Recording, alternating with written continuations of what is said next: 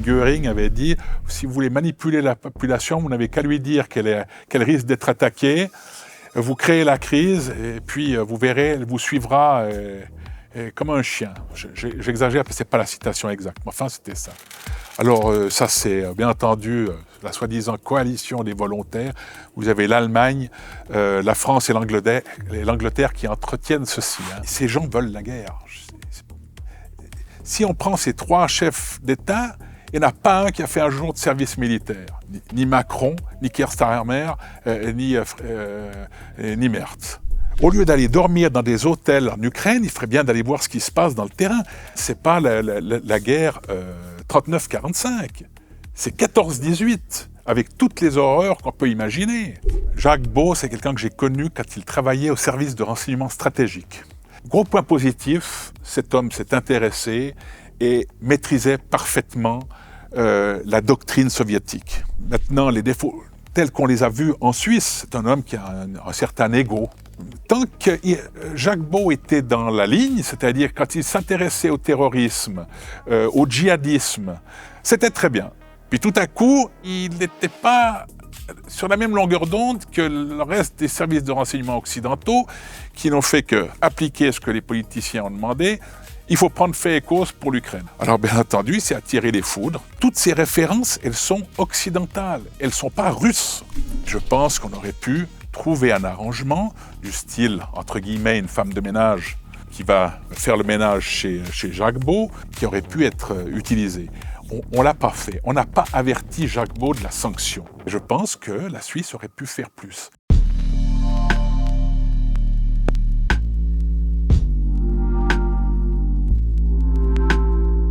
Boris Chollet, bonjour. Bonsoir, monsieur Bernard. Nous sommes très heureux de vous recevoir dans le cadre de la chaîne Antithèse. Alors avant de commencer, j'encourage les auditeurs à s'inscrire à notre newsletter gratuite. C'est un bon moyen de nous suivre, d'être tenu informé de nos actualités et de bénéficier de contenus exclusifs. Le lien est en description.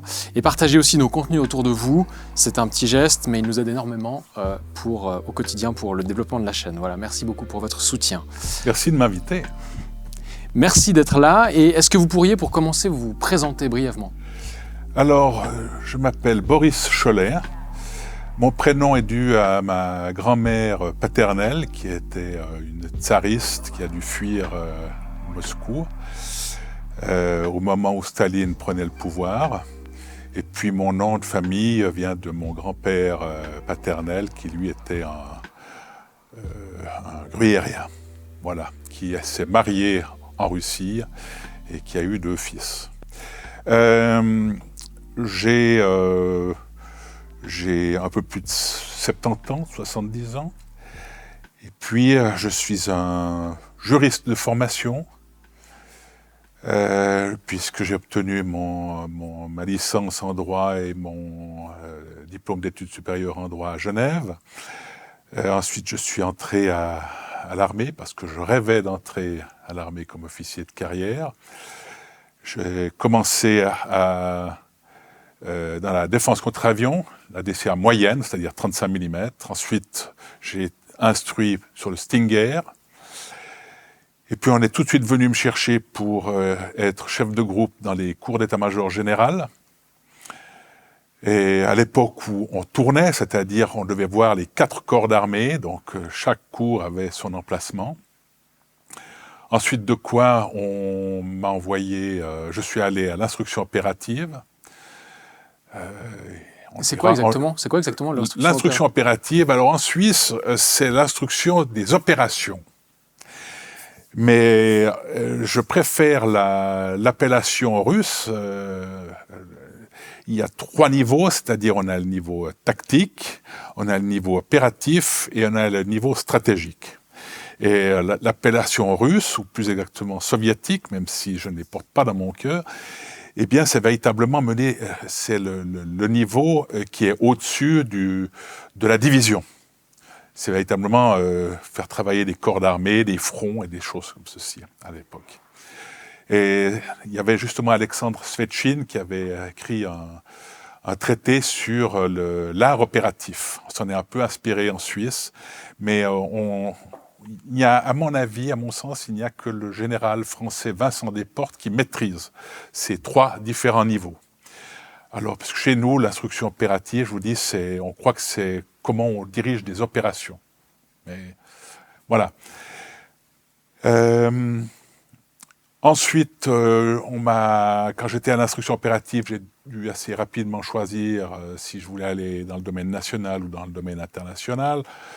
J'avais certaines affinités avec l'international, ce qui fait que je suis là et j'ai suivi tout le parcours d'un officier des opérations dans le cadre de l'OTAN. Alors ça passe par l'anglais, ensuite c'est le vocabulaire anglais, ensuite c'est les processus de planification, etc., etc. Puis ensuite j'ai été intégré dans les différents exercices, ce qui fait que j'ai pu voir toutes les capitales européennes des États qui étaient membres de l'OTAN à l'époque. Mais ça, c'est intéressant quand même, parce que ce fonctionnement-là, c'est une mise en pratique de l'interopérabilité, n'est-ce pas? Tout à fait. Et donc, il faut passer d'abord par l'apprentissage de la langue, puis ensuite des différentes coutumes des différents pays qui sont membres de l'OTAN, c'est ça? Voilà. Alors, on essaye de trouver... Je me suis habitué à la doctrine de l'OTAN.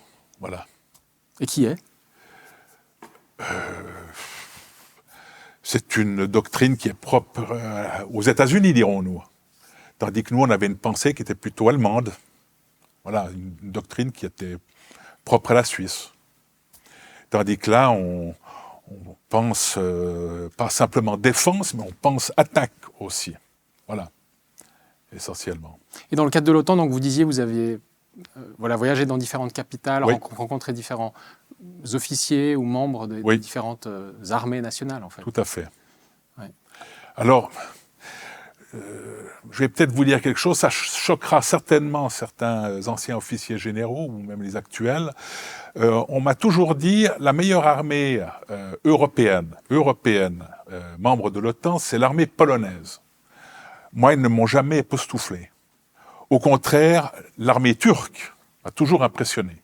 M'a impressionné par sa rigueur dans le travail, par son respect de la hiérarchie. L'armée turque est, à mon sens, la meilleure armée européenne de l'OTAN. Alors maintenant, on va me dire, ah, mais c'est comme Tibou, c'est Istanbul, enfin bref, et la région. Mais pour moi, c'est ça.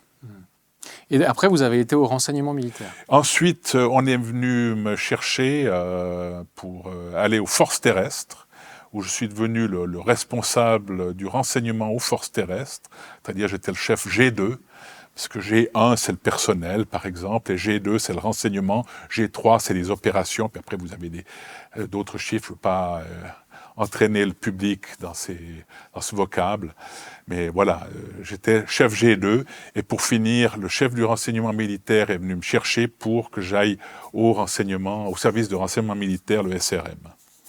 Et que faisiez-vous, là, concrètement? Alors, j'étais chef de l'instruction, ce qui fait que j'avais un certain nombre de subordonnés, et puis chacun avait un domaine spécifique, et je formais les différentes brigades dans le renseignement. Et là, dans ce cadre-là, vous avez côtoyé les services de renseignement de divers pays européens? Alors, pas en Suisse, pas dans le cadre du service de renseignement militaire, là c'était spécifique à la Suisse. Il y a des analystes qui s'en occupent. Donc, comme à l'époque, Jacques Beau s'occupait de rechercher ce qui se passe à l'étranger, moi, je m'occupais véritablement du domaine suisse. Voilà. Et puis, par contre, quand j'étais à l'OTAN, on m'a toujours mis à disposition des cellules renseignement. Ce qui fait que j'ai eu essentiellement des contacts avec les Français, puisque j'allais chaque année dans ce que l'on appelait, je ne sais pas si ça existe toujours, mais à l'époque, il y avait les états-majors de force, c'était niveau division, et j'étais toujours là, ou comme remplaçant du chef de la cellule renseignement, ou comme chef du renseignement. Et ensuite, chez les Norvégiens, ça a été la même chose. J'ai eu beaucoup de contacts avec ces officiers. J'ai énormément appris. Je dirais que chez les Norvégiens, j'ai appris véritablement le combat interarmes, c'est-à-dire véritablement comment se passe un combat à l'échelle 1-1 dans le terrain. Au contraire, chez les Français, je me suis bien amélioré dans le travail d'état-major. Et les Français, je dois quand même dire que ces gens sont très transparents. Une fois que vous avez acquis leur confiance, eh bien, ils vous offrent tout, les Français. Voilà. C'est-à-dire qu'ils vous donnent des renseignements Ils répondent à toutes vos questions. Si vous voulez des documents, ils vous donnent des documents. Si vous voulez connaître comment se passe un certain processus, ils vous le disent très ouvertement. Mais il faut bien entendu acquérir la confiance et puis bien entendu avoir être, je ne dirais pas reconnu, mais au moins respecté par les officiers généraux qui commandent. Et là, vous parlez de la DGSE en particulier. Alors non, ça, purement militaire. Là, purement militaire. Et puis on voit justement l'interconnexion entre l'échelon politique et puis le militaire. C'est très intéressant. Comment ça se fait justement alors cette Alors je vais prendre un cas où je me trouvais à Naples dans un exercice. Et j'étais dans la cellule Joint Targeting Working Group, c'est-à-dire cette cellule qui s'occupe de déterminer les cibles, et puis ensuite de donner un maximum d'informations concernant ces cibles, notamment savoir si la cible est toujours en place de manière permanente, si elle est là de manière provisoire. Ça peut être une personne, ça peut être une formation, qui va la traiter.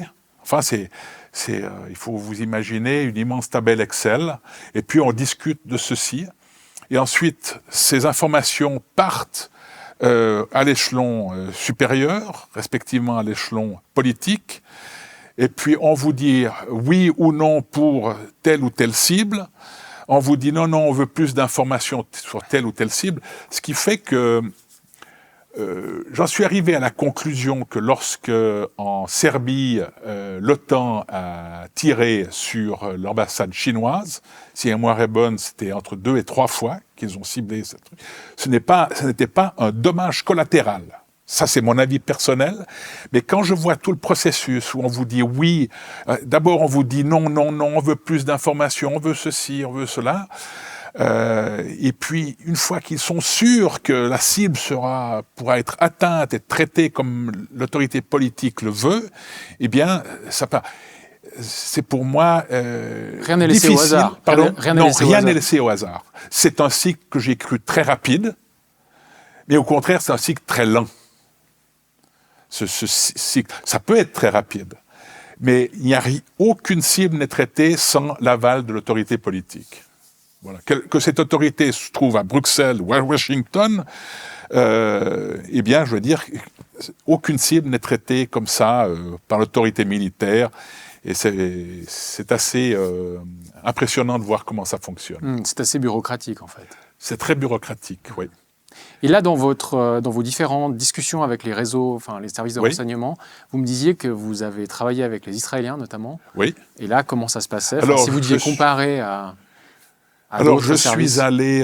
J'ai été formé donc en Angleterre en tant que futur possible, mais chef du renseignement, ce qui n'était pas possible puisque j'étais déjà trop âgé. Mais on dira que par un cadeau des officiers généraux sous les ordres desquels je me trouvais, on m'a envoyé faire ce cours.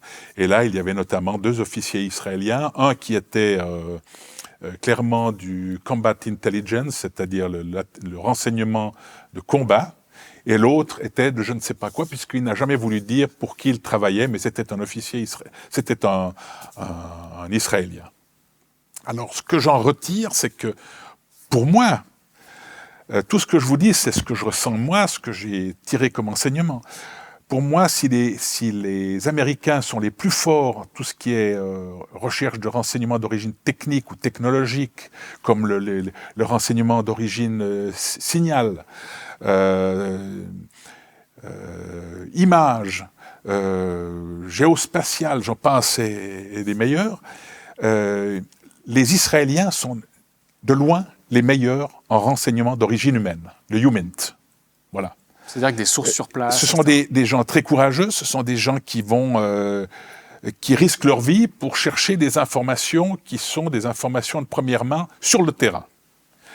Et j'en ai eu la confirmation lorsque j'ai entendu un soir, en écoutant les actualités, un Iranien qui disait, je ne sais plus sur quelle chaîne, je ne sais pas si c'était sur BFM TV, j'ai BFM TV que je lis, j'ai France 24, il disait clairement, et puis c'était pas le seul, parce il y en a 2-3 autres qui ont crié la même chose en disant qu'il y a des gens qui parlent iranien, mais qui n'ont pas l'accent de la région ou des régions voisines. Et pour moi, c'était ce que l'on appelle dans le renseignement les signaux faibles. Tiens, il y a quelqu'un, le Mossad doit être là. Pour moi, c'était le Mossad est là. Pour faire quoi, c'est un autre problème. Et ça me rappelle une vieille histoire. Lorsque je me trouvais à Berlin-Est avec mon père, là j'étais encore enfant, et passant la frontière à Berlin-Est, monte celui qui devait nous guider à travers Berlin-Est dans le bus. C'était un car avec des Américains. Et au moment où on est descendu pour aller visiter le Pergamon Museum, il y a un Américain qui se trouvait devant moi et qui demande à ce guide, mais tout ce que vous nous avez dit, c'est dans un anglais parfait. Oui, j'ai appris ça à l'école. Oui, mais votre accent, il est de mon village, près de Chicago. Ah non, je ne suis jamais sorti d'Allemagne de l'Est. Donc, il y a des gens qui... Déjà, on dira les soviétiques ou les communistes d'au-delà du rideau de fer étaient déjà formatés pour parler les langues avec tel ou tel accent. C'était assez... Ça m'est revenu une fois que j'ai vu cette histoire à Téhéran de cet Iranien qui criait qu'il y a des gens qui parlent iranien mais qui ne sont pas de la région. Voilà. En parlant de l'efficacité du renseignement israélien ou de l'armée israélienne, ça fait quand même penser au 7 octobre. Oui. Beaucoup de gens se sont demandé comment l'armée avait pu laisser, enfin en tout cas ne pas voir venir ces attaques. Qu'est-ce que vous en pensez personnellement de ça? Alors, j'ai encore 2 contacts au sein de l'armée israélienne. Et un d'eux m'a clairement dit, j'ai dit, mais on me dit, tout le monde me dit, l'armée a failli, l'armée a failli. Et cet Israélien me dit, non, l'armée n'a pas failli. Et je lui pose la question, je lui dis, mais donc c'est le gouvernement qui a failli.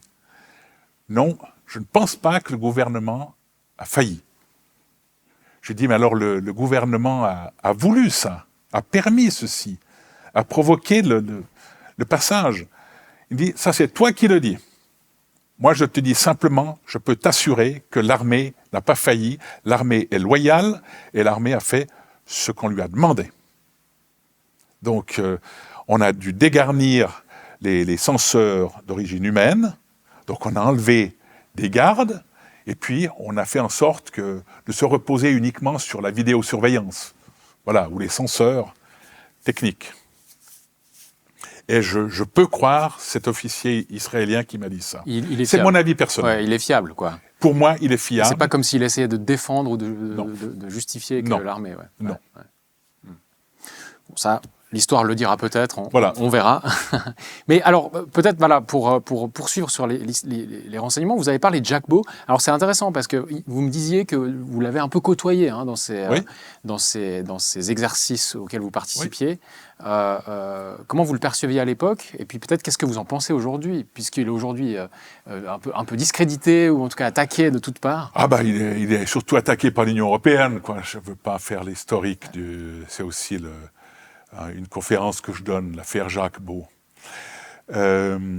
Jacques Beau, c'est quelqu'un que j'ai connu quand il travaillait au service de renseignement stratégique. Jacques Beau a beaucoup travaillé sur les 3 règlements des forces armées de l'Est, les Streitkräfte-Ost, qui avait un règlement, si ma mémoire est bonne, qui était matériel. Il y avait un règlement sur engagement. Et puis un 3e sur organisation. Voilà. Et il a beaucoup travaillé là-dessus. C'est quelqu'un qui maîtrisait. Il y avait il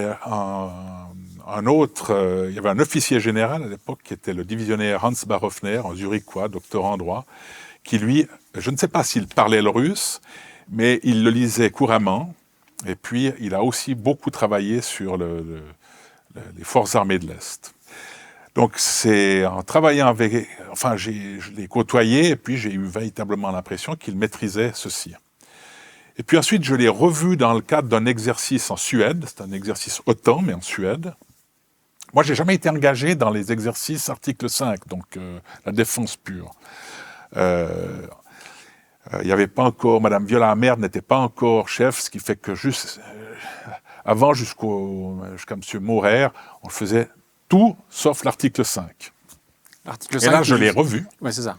Il était dans l'équipe qui exerçait, ce qu'on appelle la Red Team. Donc, c'est lui qui crée les événements pour faire travailler l'équipe exercée dans laquelle je me trouvais.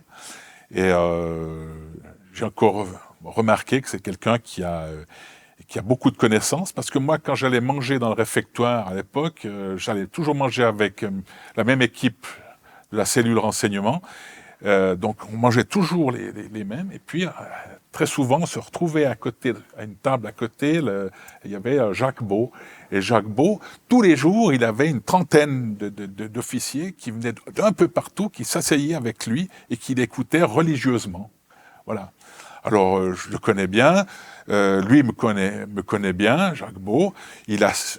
Alors, gros point positif, très tôt, cet homme s'est intéressé et maîtrisait parfaitement la doctrine soviétique ou la doctrine russe. Maintenant, les défauts tels qu'on les a vus en Suisse, c'est un homme qui a un certain ego. Voilà, c'est ce qu'on lui reproche. Mais à part ce reproche qu'on lui fait d'avoir un ego un peu développé, eh bien, cet homme a énormément de connaissances. Alors, bien entendu, quand il écrit ses livres, ou quand il en parle, il cite toujours les noms de villes selon la prononciation russe. Alors, c'est mauvais, c'est vu comme mauvais. Voilà. Alors, tant que Jacques Beau était dans la ligne, c'est-à-dire quand il s'intéressait au terrorisme, au djihadisme, c'est-à-dire là où notamment les Français s'intéressaient, c'était vraiment l'axe de recherche. Une fois que le mur est tombé, on s'intéressait plus du tout on dira aux forces soviétiques. Alors, les services de renseignement occidentaux ont bougé, on dit terrorisme, djihadisme. Tant qu'ils s'occupaient de djihadisme et de terrorisme, ce qu'il maîtrise parfaitement quand vous lisez ses livres, c'était très bien. Puis tout à coup, eh ben, il n'était pas sur la même longueur d'onde que le reste des services de renseignement occidentaux qui n'ont fait qu'appliquer ce que les politiciens ont demandé. Il faut prendre fait et cause pour l'Ukraine. Ben lui, il essayait d'expliquer la réalité telle qu'il la voit. Voilà. Alors, bien entendu, c'est attirer les foudres. Mais ce qu'il analysait vous semblait plutôt pertinent et plutôt juste, quoi. Alors, c'est difficile parce que moi, je ne suis pas dans le terrain. Donc, je ne peux pas dire. Vous n'êtes pas un analyste du renseignement. Je ne suis pas un analyste, contrairement à lui qui est un analyste. C'est sa fonction primaire, c'est comme ça qu'il a été, on dira, entraîné en Suisse. Et puis, il est allé dans le terrain, lui. Il a travaillé aussi pour l'ONU. C'est un officier de renseignement du terrain. Mais moi, pour l'avoir lu, ce qui m'a toujours frappé, parce que chaque fois que j'ai une information, j'essaye de la recouper, j'essaye de voir si, non seulement... Bon, la source, il y a peut-être un biais cognitif, parce que je trouve qu'il a toujours été très bien pour moi, ce Jacques Beau, comme analyste. Mais je regarde aussi les informations qu'il donne. Alors, c'est toujours des références occidentales. Et puis, je ne veux pas dire que j'ai tout analysé, j'ai pas le temps, c'est pas ce que je fais, vérifier le travail de Jacques Beau. Mais j'ai regardé plusieurs fois, j'ai dit, tiens, ça m'intéresse. Par exemple, Mirotvorets, cette kill list de Mirotvorets. Et je regarde la référence, toutes les références jouent. Et toutes ces références, elles sont occidentales, elles ne sont pas russes. C'est ça que Alors, qu'on lui en veuille, parce que toutes ces analyses donnent plutôt raison à la Russie, mais toutes les références sont occidentales. Et ça, personne n'est capable de le dire. Bon, puis quoi qu'on en pense par ailleurs, je pense qu'on peut quand même reconnaître que le fait de le sanctionner comme ça, unilatéralement, pour un travail finalement de recherche et de réflexion, est pour le moins questionnable, quoi. Alors, il y a la question du double standard. Parce que quand Thierry Breton a été interdit de séjour aux États-Unis, délit d'opinion, vous comprenez ? Ça, c'est fantastique. Tandis que quand Jacques Beau, lui, c'est pas du délit d'opinion, vous comprenez ? C'est normal qu'on le sanctionne. Et vous pensez que la Confédération aurait dû plus le soutenir ? Ah, pour moi, c'était clair. Je vais vous dire pourquoi la Confédération aurait dû le soutenir. C'est parce que Madame Cicéron-Buller, qui est l'ambassadrice suisse au Benelux, ou pour le Benelux, elle est aux Pays-Bas, si ma mémoire est bonne, elle a appris la nouvelle le 12. Donc le 12, 3 jours avant que la sanction soit connue, elle est au courant. Elle aurait peut-être pu, d'une manière ou d'une autre, certainement pas aller, elle, se rendre chez Jacques Beau, certainement pas faire venir Jacques Beau à l'ambassade, parce qu'on aurait eu des problèmes avec l'Union européenne, mais je pense qu'on aurait pu trouver un arrangement du style, entre guillemets, une femme de ménage qui va faire le ménage chez Jacques Beau. Idée stupide, mais c'est une image qui aurait pu être utilisée. On ne l'a pas fait. On n'a pas averti Jacques Beau de la sanction. Et quand j'ai vu, je ne sais plus quand c'était, est-ce que c'était le 20, peu importe, le 20 décembre, eh bien, un journaliste de la Weltwoche, je sais que c'est nouveau, un journal qui est mal vu, parce qu'il est proche des milieux UDC, mais un journaliste de la Weltwoche pose la question de savoir, est-ce que vous recommanderiez à un Suisse de retourner, d'aller dans l'Union européenne, suite à l'affaire Jacques Beau? Et lui, c'est un rire sardonique qu'il répond. Est-ce que c'est ce que l'on répond quand on est quand même responsable des ressortissants suisses? Moi, j'ai été choqué, j'ai été outré de cette réaction. Rien à faire avec le parti. Ça peut être l'UDC, ça peut être le PLR, le PS. Je ne suis membre d'aucun parti, donc je me sens plutôt libre de m'exprimer. Mais ça m'a choqué. Et je pense que la Suisse aurait pu faire plus. Et quand je repense à l'affaire Téhéran, parce qu'on parle de l'Iran en ce moment, lorsqu'il y a eu la prise d'otage par les étudiants iraniens, la prise de l'ambassade américaine à Téhéran, les Canadiens ont été capables de faire des faux passeports canadiens pour sauver quelques Américains. Les Canadiens ont eu du courage. Ce courage que nous n'avons pas. Et pourquoi vous pensez qu'on l'a pas ? Parce qu'on ne le veut pas. Pour moi, je pense que nous, quand je dis nous, je pense que nos politiciens ne veulent pas se mettre à dos l'Union européenne. Alors, j'ai peut-être une phrase qui est sortie du temps, je crois que c'était en décembre 25, Madame Calmiret qui dit « Ah, ben écoutez, si on doit courir le risque d'être sanctionné par l'Union européenne, il vaut mieux accepter les bilatérales. » Je résume, mais on peut retrouver cet article dans le temps. C'est donc bel et bien qu'il y a des pressions de l'Union européenne sur notre Conseil fédéral. Voilà. On a peur ou on est menacé. Certains me disent non, notre Conseil fédéral a peur. Moi, je reste convaincu qu'on menace notre Conseil fédéral. Même dans le cadre des bilatérales. Même dans le cadre des bilatérales. On lui fait comprendre que si elle ne les signe pas, eh bien, il y aura des problèmes. Si le peuple ne l'accepte pas, et on est en train, notre Conseil fédéral et nos politiciens, ça c'est mon avis personnel, ils sont en train de chercher à bidouiller pour que le peuple accepte les bilatérales. Et comment concrètement, alors ces magouilles, selon vos observations, se mettent en place ? Ben, écoutez, vous avez des gens qui sont... on parle d'opérations d'ingérence ou d'influence. Vous avez toute une série de personnes et d'organisations en Suisse qui poussent en faveur ou bien de l'Union européenne, ou bien en faveur de l'entrée de la Suisse dans l'OTAN. Alors, vous avez par exemple Madame Astrid Epinay, qui est l'ancienne rectrice de l'Université de Fribourg. Elle a toujours tout fait pour que le droit national ne mette pas de barrière au droit international. Et même si elle n'est plus rectrice, elle continue à donner des avis de droit, et je suis convaincu qu'elle arrivera à expliquer que même si le peuple venait à voter non, qu'il faut l'accepter. Je peux m'imaginer, mais je suis peut-être un fou, hein. Il y a 4 paquets dans les bilatérales. Il suffit que le peuple suisse accepte un seul de ces paquets pour que Mme Astrid d'Épinay ou d'autres juristes suisses nous disent « Ah, mais en effet, on ne peut appliquer que ce premier paquet, mais comme il y a tellement de liens avec les 3 autres paquets, pour respecter la volonté du peuple suisse, on sera obligé d'appliquer les 4 paquets. » Voilà.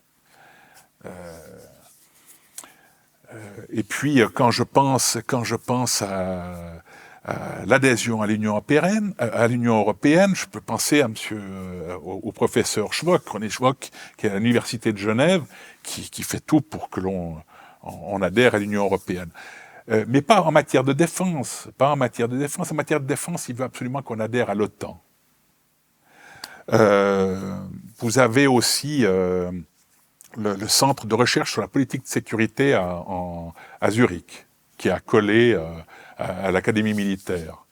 Eh bien, il y a 90% d'étrangers là-dedans, ils font tout pour que la Suisse adhère tôt ou tard à l'OTAN. Voilà. Et ça, vous pensez que c'est simplement une conviction personnelle, ou c'est qu'il y a véritablement derrière, comme vous dites, des opérations d'influence menées peut-être par des services? Alors, je tire des parallèles, vous comprenez, je tire toujours des parallèles. Si je regarde le cas de la Géorgie, en 2005, l'Union européenne ouvre un bureau d'information à Tbilissi. En 2013, l'OTAN ouvre un bureau d'information de l'OTAN. Les 2 bureaux sont au même endroit à Tbilissi. Et puis, ça s'est fait, donc 2005 pour le bureau d'information de l'Union européenne, 2013 pour le bureau d'information de l'OTAN. 10 ans plus tard, il y a des manifestations qui ont... C'est quand même étonnant. Alors en Suisse, il n'y aura jamais de ça, puisque le peuple est plutôt... il accepte.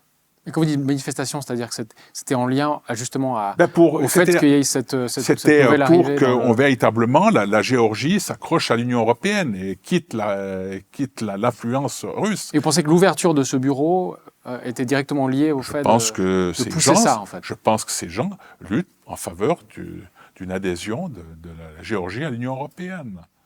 C'est comme... qu'est-ce qu'il y a encore comme affaire intéressante? FARA, le Foreign Agents Registration Act.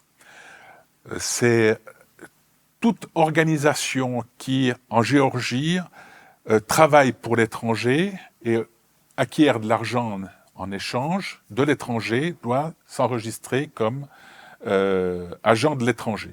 FARA. Alors, on a crié au scandale parce qu'on a dit c'est une loi russe. Alors, en effet, c'était Staline qui avait établi cette première loi. Donc, l'équivalent de FARA. Mais ce que l'on n'a jamais dit, parce qu'il y a le mensonge par omission, et on n'a jamais dit que cette loi, le FARA, elle est appliquée aux États-Unis. Alors, ça ne choque pas quand c'est les États-Unis qui ont cette loi, mais ça ne peut être que les Russes qui font ça quand c'est appliqué en Géorgie, vous comprenez? C'est tout de la manipulation, c'est assez remarquable. Et dans le cadre de votre travail au service de renseignement militaire, oui. Vous avez travaillé sur ces opérations d'influence. C'était justement une thématique qui était... Alors, je ne sais plus en quelle année c'était. Mais je vous ai dit, chaque année, au sein de la cellule renseignement de ces états-majors de force. Et un jour, le général qui commandait l'état-major de force me dit, Cholet, parce que vous ne dites pas colonel Cholet, vous dites Cholet. Alors il dit, dites Cholet, maintenant vous ne serez pas dans la cellule renseignement, vous serez dans la cellule opération d'influence. Bon. Mais moi je ne me souviens pas de l'opération d'influence. Non, mais c'est important d'avoir le renseignement parce que sans renseignement, il n'y a pas d'influence possible. Donc, on aimerait vous avoir, vous, dans cette cellule renseignement, parce que le but, c'est de former c'est d'avoir un groupement opération d'influence au sein de l'armée française, qui existe aujourd'hui. Ils se cachent pas, ils ont, leur badge, groupement d'opération d'influence. Donc, j'ai travaillé avec ces gens, et celui qui nous formait était un Canadien à l'époque. Voilà. Et donc, une opération d'influence, concrètement, pour définir ça, c'est quoi? C'est comment... influencer les médias, bien entendu, parce que vous êtes interviewé par les médias dans les exercices, comme si ça se passait dans la réalité. Alors, on vous apprend à répondre. Ensuite, on vous apprend à aborder la population sur place. Qu'est-ce que vous devez leur dire? Qu'est-ce que vous devez faire? Voilà, vous connaissez la célèbre devise de « to win hearts and minds ». Donc, il faut gagner to win hearts and minds, il faut gagner les cœurs et les esprits de la population. Alors, c'est la guerre de l'information, c'est la guerre psychologique contre l'adversaire. Alors, voilà. Et ça, la Suisse mène aussi des opérations d'influence à l'étranger? Non, pas à ma connaissance. Pas à ma connaissance. Par contre, il y en a en Suisse, et c'est ce que vous disiez dans le cadre des bilatérales, de l'adhésion à l'OTAN, ou du rapprochement avec l'OTAN. Au niveau civil, oui, parce que quand je prends il y a une trentaine de centres d'excellence à l'OTAN, une trentaine de centres d'excellence. Et un, c'est Stratcom, c'est la communication stratégique. Et dedans, vous avez un pilier qui s'appelle diplomatie publique, il y a affaires publiques militaires, il y a opération, un autre pilier c'est opération psychologique et puis opération d'information. Voilà. Donc ce centre d'excellence, le but c'est d'influencer des différents niveaux, donc influencer l'adversaire, influencer les populations sur place. Voilà. Vous avez un exemple de comment concrètement ça se met en place en Suisse? Ben, nous, on n'a pas de centre d'excellence en Suisse. On participe à des exercices, notamment dans le domaine cyber. Alors, ça, c'est le divisionnaire Alain Vuittel, qui est, si la mémoire est bonne toujours, le chef de l'instruction opérative aujourd'hui, qui met un bataillon à disposition, puis qui met des gens, chaque fois qu'il y a un exercice, on y est. Donc on participe déjà à ces exercices très spécifiques. Et ça, vous pensez que ça crée, au-delà de l'interopérabilité, ça crée des liens de sociabilité qui font qu'il y a une adhésion petit à petit à ces structures? Oui. Ah oui, c'est-à-dire que vous avez des gens... vous savez, quand vous êtes au contact... Moi, j'ai entendu un jour l'ancien diplomate Georges Martin dire « Ah, les officiers, ils sont tout contents quand ils peuvent se frotter aux officiers de l'OTAN parce qu'ils ont eu contact avec... des gens qui ont eu affaire au combat, ils ont des médailles, il exagère peut-être un peu, mais on est tout fiers en Suisse de pouvoir être au contact de ces officiers de l'OTAN. Et celui qui me dit non, je ne suis pas fier, mais ça m'intéresse, je n'y crois pas beaucoup. Et pourquoi donc vous pensez qu'il y a cette fierté? C'est quoi? Parce que ces gens ont l'expérience du combat, c'est ce qui nous manque en Suisse, c'est l'expérience du combat. Alors...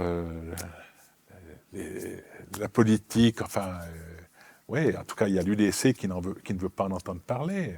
Est-ce que c'est une bonne chose, une mauvaise chose? Ça ne sert pas à moi de le dire. Oui, il semble plutôt bien de ne pas avoir de guerre. À mon sens aussi. Mais... Il y a quand même un certain nombre de dirigeants, Viola Amherd notamment, qui était quand même sensiblement proche des intérêts otaniens, ou qui poussaient dans ce sens. On a eu des responsables, des chefs de département qui étaient aussi dans cette dynamique. Jean-Luc Ador dit clairement que Martin Pfister est un euro-atlantiste. Tout ce que je vous dis, j'ai mes sources, je peux vous les montrer. Comment vous dire?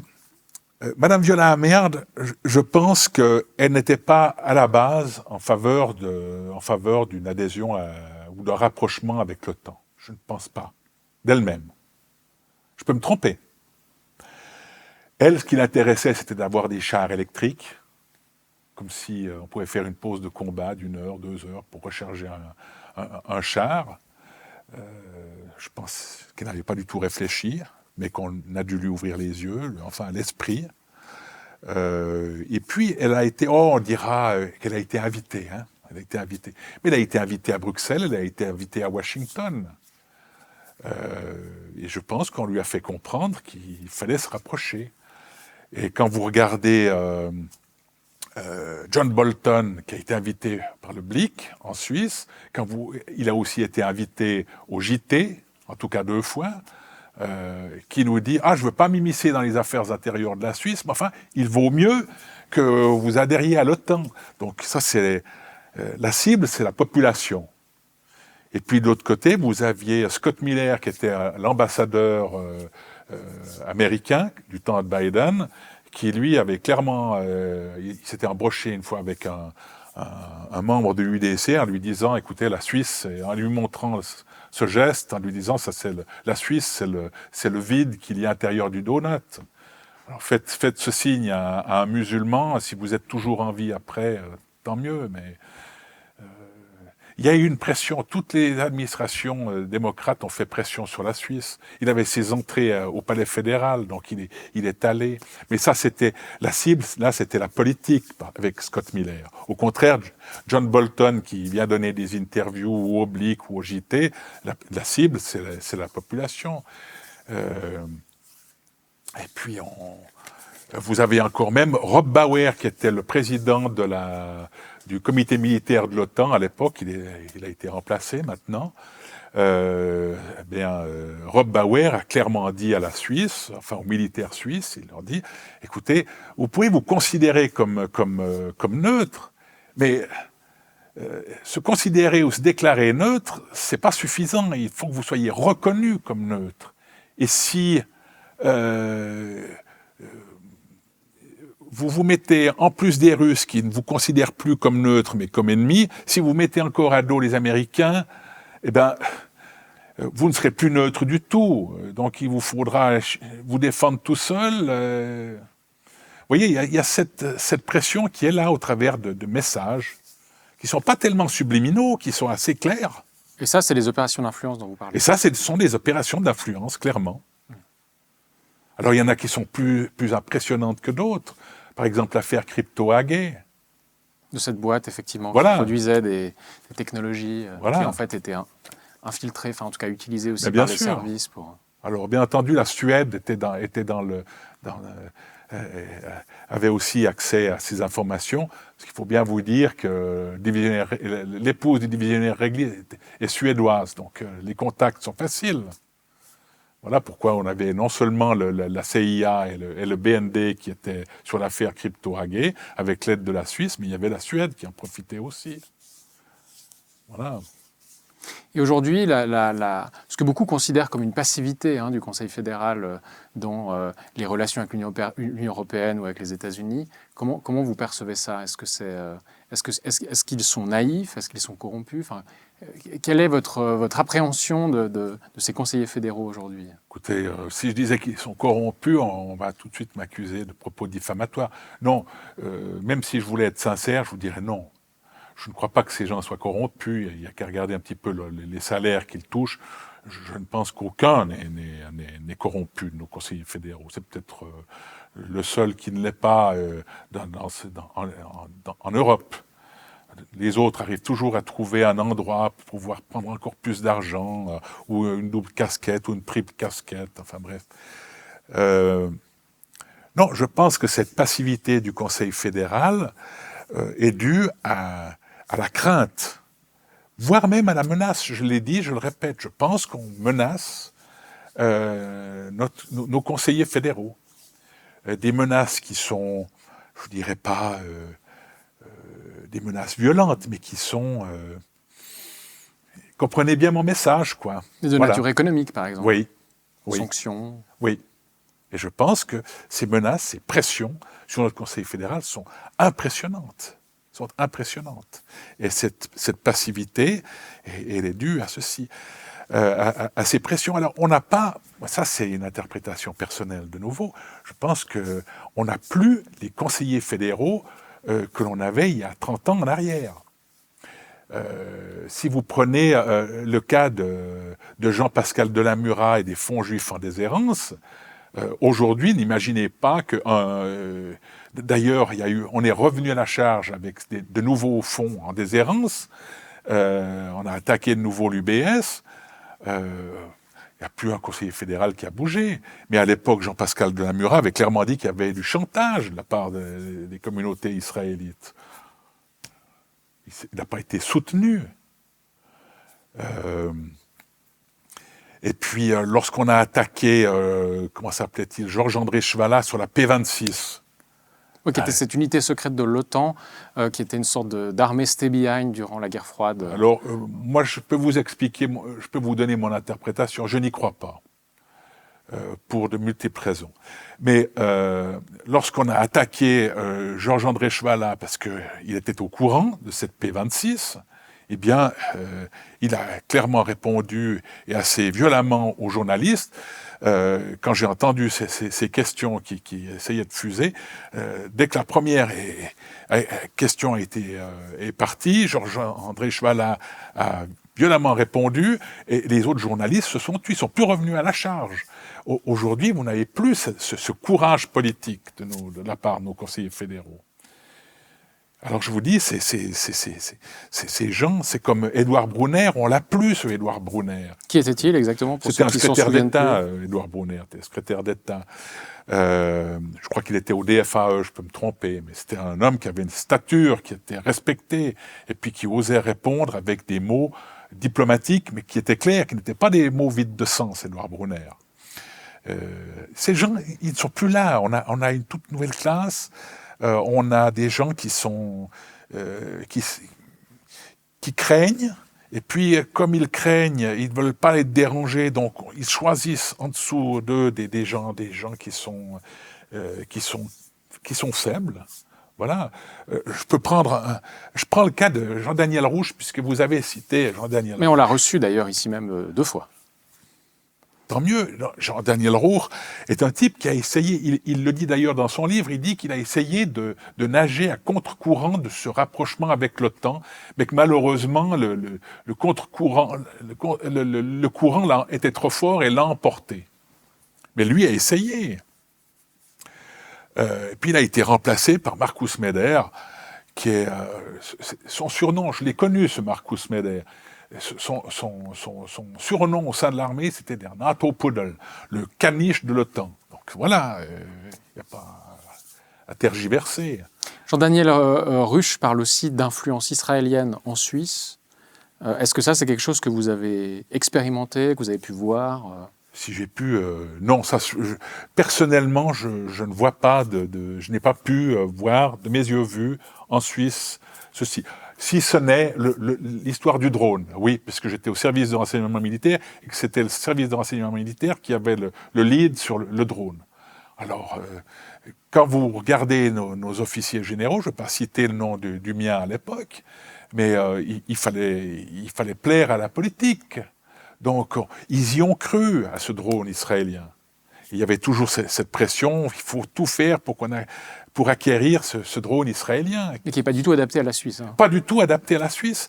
Et vous comprenez, quand vous êtes dépendant du politique, comme le sont nos officiers généraux, ils vont quand même pas dire ça ne fonctionne pas, il faut pas acheter ça. Quand vous avez le politique qui vous dit il nous faut acheter ça, donc vous faites tout pour que ça marche. Mais la question, c'est pourquoi le politique veut acheter ça? C'est-à-dire qu'il est mal renseigné en amont? Non, je pense qu'il y a cette influence, comme il y avait à l'époque des fonds juifs en déshérence. Il y a une pression israélienne. Mais qui se manifeste quoi? Par le Parlement, par des réseaux spécifiques? Regardez au Parlement tous ceux qui sont dans des groupes d'amitié Suisse-Israël. Alors c'est clair que ces gens... ils se font manipuler, quoi. Vous parliez de la P26 encore, juste revenir sur ça. Vous dites que vous n'y croyez pas. Je n'y crois pas. Vous ne croyez pas à l'existence de la P26? Je crois à l'existence de la P26. Mais je crois que c'est un faux scandale. C'est-à-dire? Parce que le concept stay behind, c'était véritablement de former des armées secrètes qui seraient allées entre la première et la deuxième vague d'assaut, et puis qui se serait attaqué à la deuxième pour qu'il n'y ait plus de deuxième phase vague d'assaut, et puis de déstabiliser tout l'apport logistique. Donc c'était véritablement agir à l'arrière des troupes adverses. Ça, c'était le concept Stay Behind. La P26 n'a jamais eu cette volonté. C'était, au contraire, d'éviter la même problématique que Jean Moulin, c'est-à-dire d'avoir à organiser une résistance au moment où le pays est occupé. Donc il fallait déjà organiser cette résistance avant que l'adversaire soit là. Ça, c'est pour moi le premier argument. Le deuxième argument, c'est que j'ai lu le livre de Daniel Eganser sur les armées secrètes de l'OTAN. À aucun moment, il ne cite l'armée suisse comme étant, ou une partie de l'armée suisse comme étant une armée secrète. Voilà. Alors maintenant, 1950, création du concept Stay Behind, non. Création de la P26 en 1979, je vous ai expliqué, mais je ne pense pas que ce soit, et je vous l'ai expliqué aussi pourquoi il n'y a pas eu, le but n'était pas de répondre au concept Stay Behind. Et puis maintenant, ce que l'on peut, même si ça s'est fait en collaboration avec les Anglais. Alors c'est vrai que les Anglais, ils sont toujours avec les Israéliens. Ça, il y a un contact. Je l'ai vu aussi lorsque j'étais en formation en Angleterre. Et il y a toujours ce contact entre, on dira, les Israéliens et les Anglais. Pour ne pas dire entre la CIA et le Mossad. Je veux dire le MI6, pardon. Et je vois que les Anglais sont toujours là, collés aux Israéliens. Alors, maintenant, est-ce que ce scandale est sorti, parce que je dis faux scandale, est-ce que ce scandale est sorti parce que les Américains voulaient créer la même chose, donc ils ont essayé de détruire ce domaine, cette P26 qui était un modèle typiquement suisse, pour en faire un modèle à la sauce américaine? Ça, c'est possible. Moi, je ne crois pas. Mais je sais qu'il y a des gens qui défendent cette thèse. Voilà. Est-ce qu'on aurait intérêt, militairement et économiquement, à diversifier nos contacts, plutôt que de suivre les Européens, les Otaniens, etc., pour la sécurité? Alors, je vais citer une source, et on va me dire... vous savez, quand on veut... détruire quelqu'un, on le dénigre. Hein. Ça évite d'avoir à argumenter, mais je vais citer Pierre Lelouch. Alors Pierre Lelouch, lui, il a pris fait et cause pour la Russie contre l'Ukraine. Mais aujourd'hui, il prend fait et cause pour Israël contre l'Iran. Qui est-il juste, Pierre Lelouch? Pierre Lelouch, c'est un député français, un ancien député français. Il a écrit Engrenage. Alors lui, quand vous lisez Engrenage, vous voyez que sa solution, c'est justement de créer un propre modèle national de défense. Après, il faut diversifier l'armement, et puis avoir une doctrine qui est propre à la nation. Et je pense que ça, c'est la solution. Parce que si tout à coup, comme le dit Frédéric Ancel, que j'ai eu comme enseignant en France à l'Institut des hautes études de défense nationale, si la neutralité seule, elle ne suffit pas, il faut qu'on aille chercher des alliés quelque part, mais vous ne pouvez pas vous reposer uniquement sur ces alliés, parce qu'à des moments, les alliés vous lâchent. Regardez ce qui se passe avec ce qui s'est passé avec le Groenland, regardez ce qui s'est passé avec le Canada, c'est pourtant des gens qui sont dans la même organisation. Alors les frictions ont eu lieu. Est-ce que la guerre aurait eu lieu? Je ne le pense pas. Mais enfin, les frictions sont là. Donc si les Américains ont envie de lâcher, et puis si on regarde aussi le cas de l'Espagne, où Marc Rutte avait clairement dit qu'il fallait mettre 5% du PIB à disposition de la défense, 3,5% pour la défense militaire et 1,5% pour la sécurité en général. Et il a même précisé, lors d'une autre interview, Marc Rutte, que ça se ferait sur le dos des retraites et puis sur le dos de la santé. Alors, Marc Rutte s'en fiche, puisqu'il a assez d'argent, il sera toujours dans une chambre privée pour se faire soigner, dans une clinique, et sa retraite, je ne me fais pas de soucis pour sa retraite.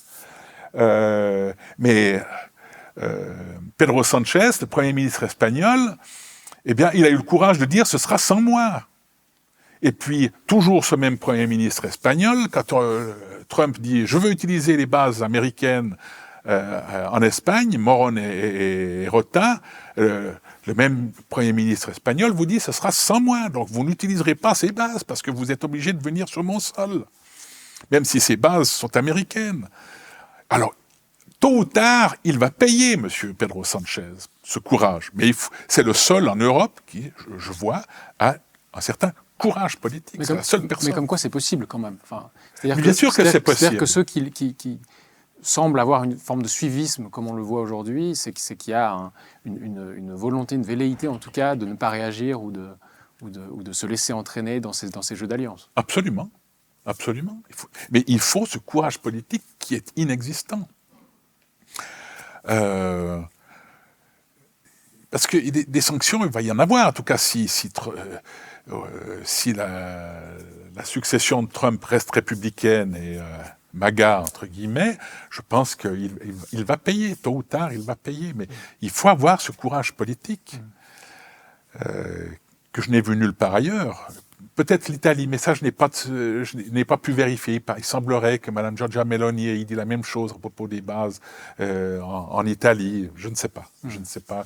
C'est une rumeur que j'ai entendue, mais je n'ai pas suivi. Donc, c'est possible de dire non. Et pour revenir à la Suisse, on parle beaucoup de neutralité, de souveraineté. En tout cas, c'est des thématiques qui sont beaucoup en discussion aujourd'hui dans le cadre de la Suisse. Comment être neutre, comment être souverain pour un pays comme la Suisse quand on a une dépendance commerciale avec ses voisins européens, qu'on veut assurer peut-être ses débouchés économiques. Enfin, comment faire concrètement? Alors, je dirais une chose. Vous ne trouverez pas un politicien suisse qui est contre la neutralité. Ça, c'est... Vous pouvez les prendre de gauche à droite, de droite à gauche, en passant par le centre. Ils sont tous pour la neutralité. Mais quand vous les écoutez, chacun a sa définition de la neutralité. C'est d'ailleurs pour ça que le Conseil fédéral dit qu'il veut absolument pouvoir profiter d'une liberté d'action. C'est pour ça qu'il ne veut pas que ça soit ancré véritablement comme le souhaite l'initiative. C'est-à-dire que ça soit juste la neutralité armée et pas au-delà. Voilà. Alors, vous avez des tas de définitions. Vous avez Caspar Filiger qui a inventé le concept de neutralité différenciée. Alors, après, vous avez eu vous avez beaucoup de juristes qui défendaient la neutralité différentielle. Alors, c'est-à-dire pas de troupes de l'OTAN chez nous, pas d'intégration dans une organisation supranationale de défense. Et puis, je ne sais plus quel était le troisième élément. Enfin, il y a 3 éléments dans cette neutralité différentielle.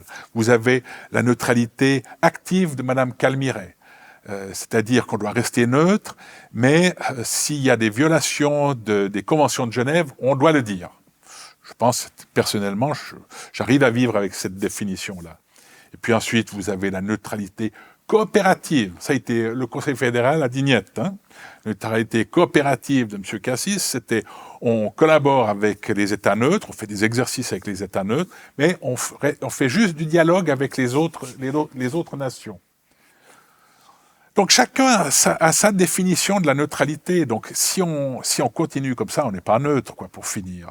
Si chacun met la neutralité à sa sauce, derrière ce qu'on appelle la liberté d'action du Conseil fédéral, non. Donc vous êtes favorable à un ancrage dans la Constitution, ou en tout cas une définition juridique suisse de la neutralité? Je suis pour l'inscription d'une neutralité stricte. Et après, au Conseil fédéral, à nos politiciens du Parlement de travailler pour qu'on puisse toujours rester neutre et commercer comme il se doit, comme la Suisse a envie de commercer. Qu'est-ce que vous entendez par neutralité stricte? C'est qu'on n'a pas de rapprochement à faire avec l'OTAN aujourd'hui, on n'a pas de rapprochement à faire, signer des contrats ou faire comme on a signé l'initiative de bouclier européen de défense aérienne. Je pense qu'on n'a pas à faire ça avec ces organisations. C'est-à-dire qu'il faudrait sortir du partenariat pour la paix aussi. Alors, moi, il y a Arnaud de Tézac. Je ne sais pas si vous connaissez Arnaud. On l'a de Tézac. reçu ici même. Ben alors, Arnaud de Tézac il dit clairement que lui, il faut qu'on fasse un PFP review. C'est-à-dire parce que c'est ancré dans le partenariat pour la paix, le PFP review. Il faut que la Suisse, elle sorte, c'est-à-dire que nos politiciens nous disent clairement qu'est-ce qui a été favorable depuis l'adhésion de la Suisse au partenariat pour la paix, et puis en quoi ce partenariat pour la paix nous nuit. Avantages, inconvénients. Audit, quoi. Une audit. Et puis ensuite, on pourra dire, oui, on quitte ce partenariat pour la paix, au contraire, on y reste. Mais ça ne s'est pas fait, et je reste convaincu que ça ne se fera pas, suite aux pressions dont nous sommes l'objet. Après, on voit quand même qu'il y a des pays comme la Turquie qui sont membres de l'OTAN et qui semblent maintenir une certaine politique de neutralité, ou en tout cas une politique de souveraineté au sein de l'OTAN, en étant membre de l'Alliance. Je vais vous dire, même s'il n'est pas mon ami Erdogan, c'est quand même un autocrate ou un dictateur, comme vous voudrez, mais c'est un homme d'État, et puis très rusé, très rusé. C'est ce que j'attendrais un petit peu de nos politiciens. Ce que je veux dire, c'est que le fait d'être membre de l'OTAN, en tout cas, ne l'empêche pas d'avoir cette souveraineté. Ce que j'attends, moi, c'est pas qu'on soit membre de l'OTAN et puis qu'on aille pactiser avec d'autres États, la Russie. Non, je tiens à ce que on continue notre politique de bons offices, qu'on soit reconnu comme neutre, et puis qu'on invite toutes les parties prenantes en Suisse pour discuter, et puis qu'on achète notre armement en fonction de nos besoins. Parce que nos besoins, c'est comme des effectifs. Moi, j'étais dans le groupe de travail Armée 21. Dans le bureau à côté, je ne veux pas dire du mien, mais d'une autre, parce que j'étais sous les ordres d'un haut fonctionnaire, à savoir Heinz Lirti. Dans le bureau à côté de nous, il y avait Jacques Pitlou. Jacques Pitlou travaillait sur les effectifs. Chaque fois qu'il quittait son bureau, il devait passer par le nôtre et il disait « Ah, cette fois, j'ai les bons effectifs pour l'armée suisse. » Très bien. Il revenait ou bien d'une interview avec le responsable militaire du projet Armée 21, qui était à l'époque Kekais. En dessous de lui, il y avait des divisionnaires. Et puis, il revenait avec d'autres chiffres. Ah, j'ai oublié, il y avait telle servitude, il y avait telle contrainte. Après, puisqu'il avait son entrée chez M. Ogui, il allait directement voir M. Ogui, il revenait avec d'autres chiffres. Ah, j'ai oublié, il y avait telle contrainte. On ne sait pas. Aujourd'hui, on a plus de 100 000 hommes, il faudrait qu'on baisse à 100 000. Mais personne n'explique au peuple suisse de combien d'hommes nous avons besoin. Et surtout, pourquoi faire ? Et pourquoi faire ? Ah, attention, on va vous répéter le mantra des 3 missions dans la Constitution, les 3 missions de la défense. C'est toujours la même chose. Quelles sont-elles ? Parce qu'il n'y a pas de risque. Hein. Quelles sont-elles alors ? Il faut regarder la Constitution, mais c'est toujours ces 3 missions que je n'ai pas en tête. Et puis, mais on ne sait pas, il n'y a rien à faire. On vous dit pas quel est l'effectif qu'il faut pour faire quoi. Alors, bien entendu, c'est la défense du territoire. Et ça, c'est une des missions. Et puis, il y a une autre chose, c'est les armes qu'il nous faut. Alors, on nous dit, les F-35, je ne sais plus combien, mais je crois que c'était 36. Ah, il nous faut 36 F-35. Moi, je veux bien. Mais pourquoi alors, tout à coup, on en vient à 30 ? Pour des raisons d'argent ? Mais si véritablement il nous fallait 36 F-35, pourquoi on ne les a pas achetés ? On augmente le prix. Non, tout à coup, on s'arrange avec 30 F-35. F-35. F-35, mais d'ailleurs, le scandale des F-35 pose question. Ben oui, parce que... En plus, il ne fonctionne pas. Celui qui connaît le mieux, c'est Pierre-Alain Fridé. Il a écrit 3 livres là-dessus. Oui, c'était un député socialiste. Un député socialiste. Conseiller national. Mais c'est... conseiller d'État. Moi, je ne suis pas de sensibilité de gauche, mais je dois avouer que c'est celui qui a apporté le plus d'arguments contre le F-35. Et peser. Je suis simplement déçu, même si je suis plutôt de sensibilité de droite, je suis déçu que ce Pierre-Alain Fridet ait quitté le Parlement et donné sa démission. Je suis déçu. Mais là, on peut quand même légitimement supposer que l'achat des F-35 se faisait dans le cadre d'un rapprochement avec l'OTAN parce qu'il faut être compatible américain avec l'armement dans les dynamiques d'interopérabilité. Oui, donc on vous dit, c'est comme le dernier livre qui est sorti, je crois que c'est un Français qui a sorti un avion pour les gouverner tous. Donc on donne de nouveau raison à Pierre-Alain Fridet qui dit que ça c'est l'entrée dans l'OTAN. Vous avez le F-35, vous adhérez à l'OTAN. Sinon, votre avion il ne volera pas. Alors c'est clair qu'il n'y aura pas un petit bouton dans l'avion, mais il y a les mises à jour, il y a toutes les informations qui partent du F-35 passent par Washington. Enfin, Washington, pas Washington même, mais passent par aux les services États-Unis. américains. Toutes ces informations sont traitées. Si les informations ne sont pas bonnes, c'est fini, votre avion il ne volera pas. Kekais, lui, voulait le Rafale, parce qu'il tenait une certaine souveraineté. Bon. Alors, il a été pilote d'essai chez Dassault. Alors, c'est normal qu'il ait fait de la propagande pour le Rafale. Mais je reste convaincu que là, c'était une collaboration entre deux États, la Suisse et la France. Pour moi, ça ne heurtait pas la neutralité. Mais surtout, on pourrait se poser la question de pourquoi avoir des avions de combat en Suisse, pourquoi pas des drones, par exemple. Oui. On voit que les drones aujourd'hui sont quand même, je dirais, très efficaces sur un terrain d'opération. Est-ce qu'il ne faudrait pas plutôt des drones? Est-ce que ce n'est pas plus adapté à la Suisse? Enfin, je veux dire, Alors moi, je reste un partisan qu'il nous faut des avions de combat. Pour la défense de notre espace aérien, pour la souveraineté aérienne, il nous faut une couverture aérienne. Si vous n'êtes pas maître de votre espace aérien, vous n'êtes pas maître de votre territoire. Les drones, on en aura, parce qu'il en faut. C'est une des leçons de la guerre en Ukraine, c'est une des leçons de la guerre en Iran. Donc je pense que ces drones vont venir en nombre suffisant, surtout qu'ils sont bon marché.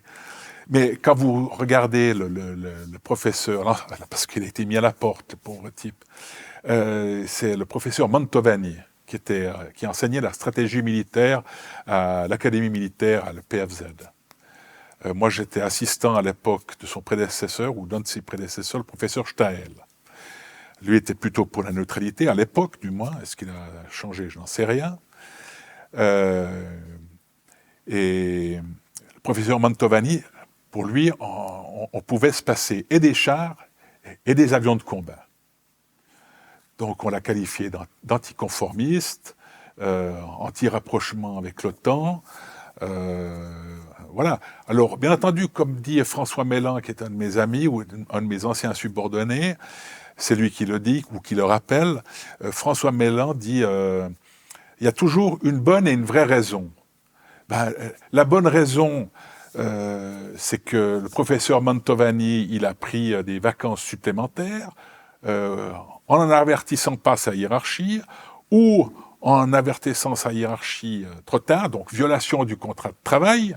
Ça, c'est la bonne raison. Mais la vraie raison, c'est qu'il était anticonformiste. Et en plus, il a déstabilisé par ces questions certains de nos officiers généraux. Donc, il fallait se passer de ce professeur Mantovani, que je n'ai pas connu, je ne sais pas... Mais je connais ses prises de position au travers des médias. Voilà. Qu'est-ce que cela dit de notre armée, au fond? Toutes ces opérations d'influence, ou toutes ces questions qu'il y a autour de l'armement, ou peut-être ces scandales qu'on a aussi de plus en plus souvent, il semble. Qu'est-ce que ça dit de notre armée en Suisse? Comment vous jugez son état aujourd'hui?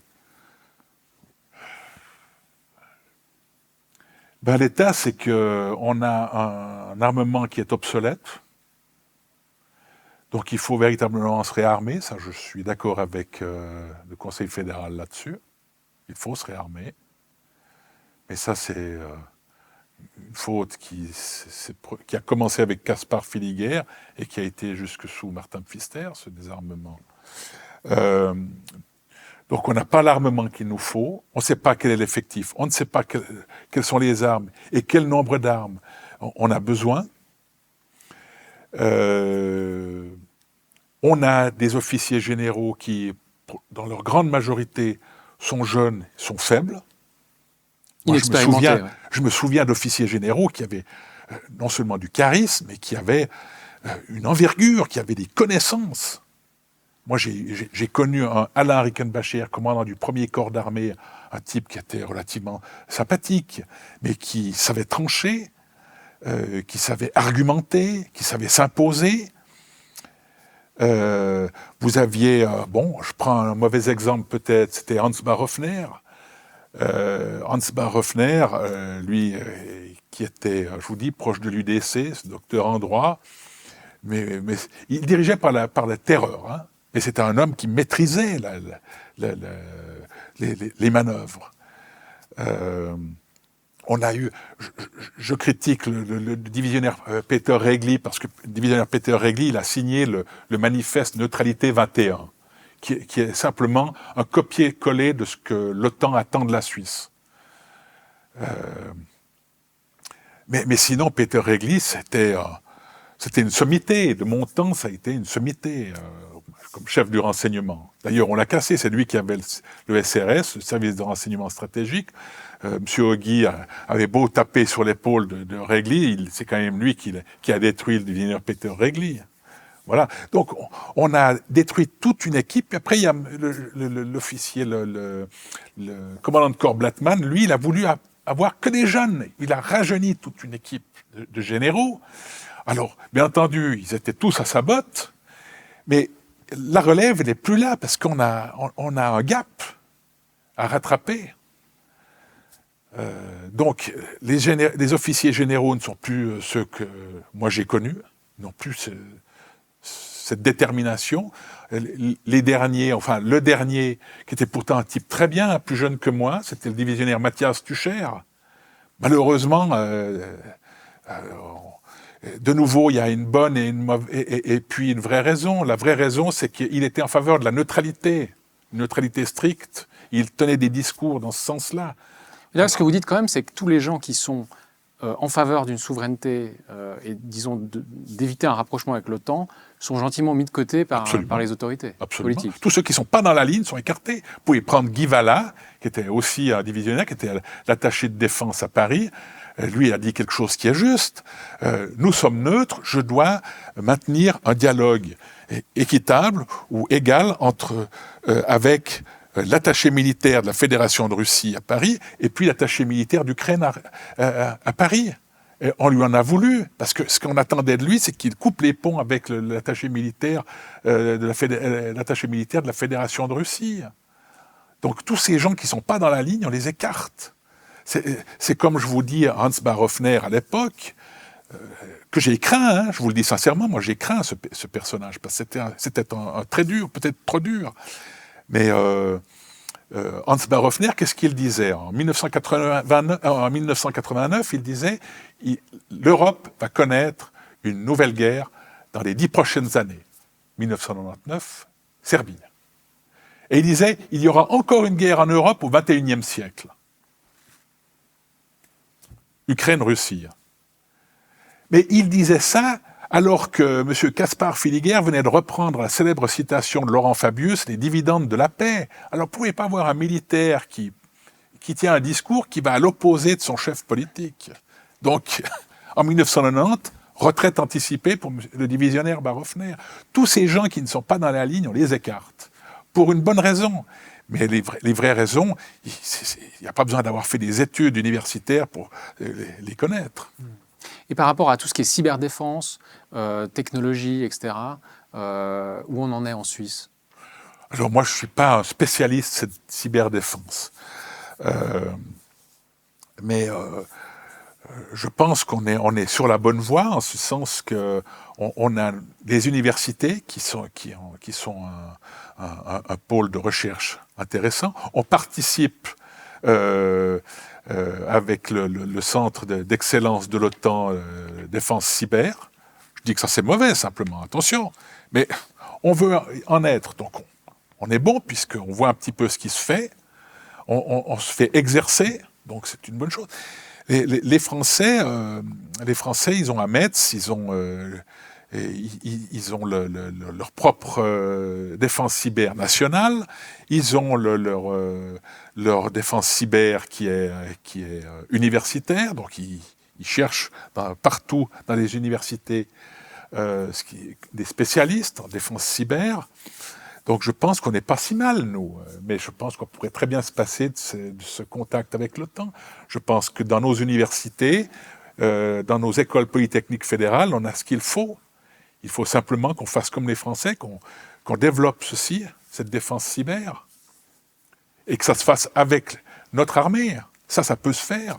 On n'a pas besoin d'aller à l'OTAN pour chercher des exercices. Il semble effectivement qu'en Suisse, il y a tout un écosystème d'entreprises qui développent des technologies qu'on pourrait utiliser au niveau bien national. sûr, pour moi, c'est ça.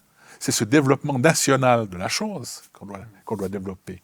C'est comme, on va à ce centre d'excellence cyber, comme si, chez nous, il n'y avait personne qui était capable de faire de la défense cyber.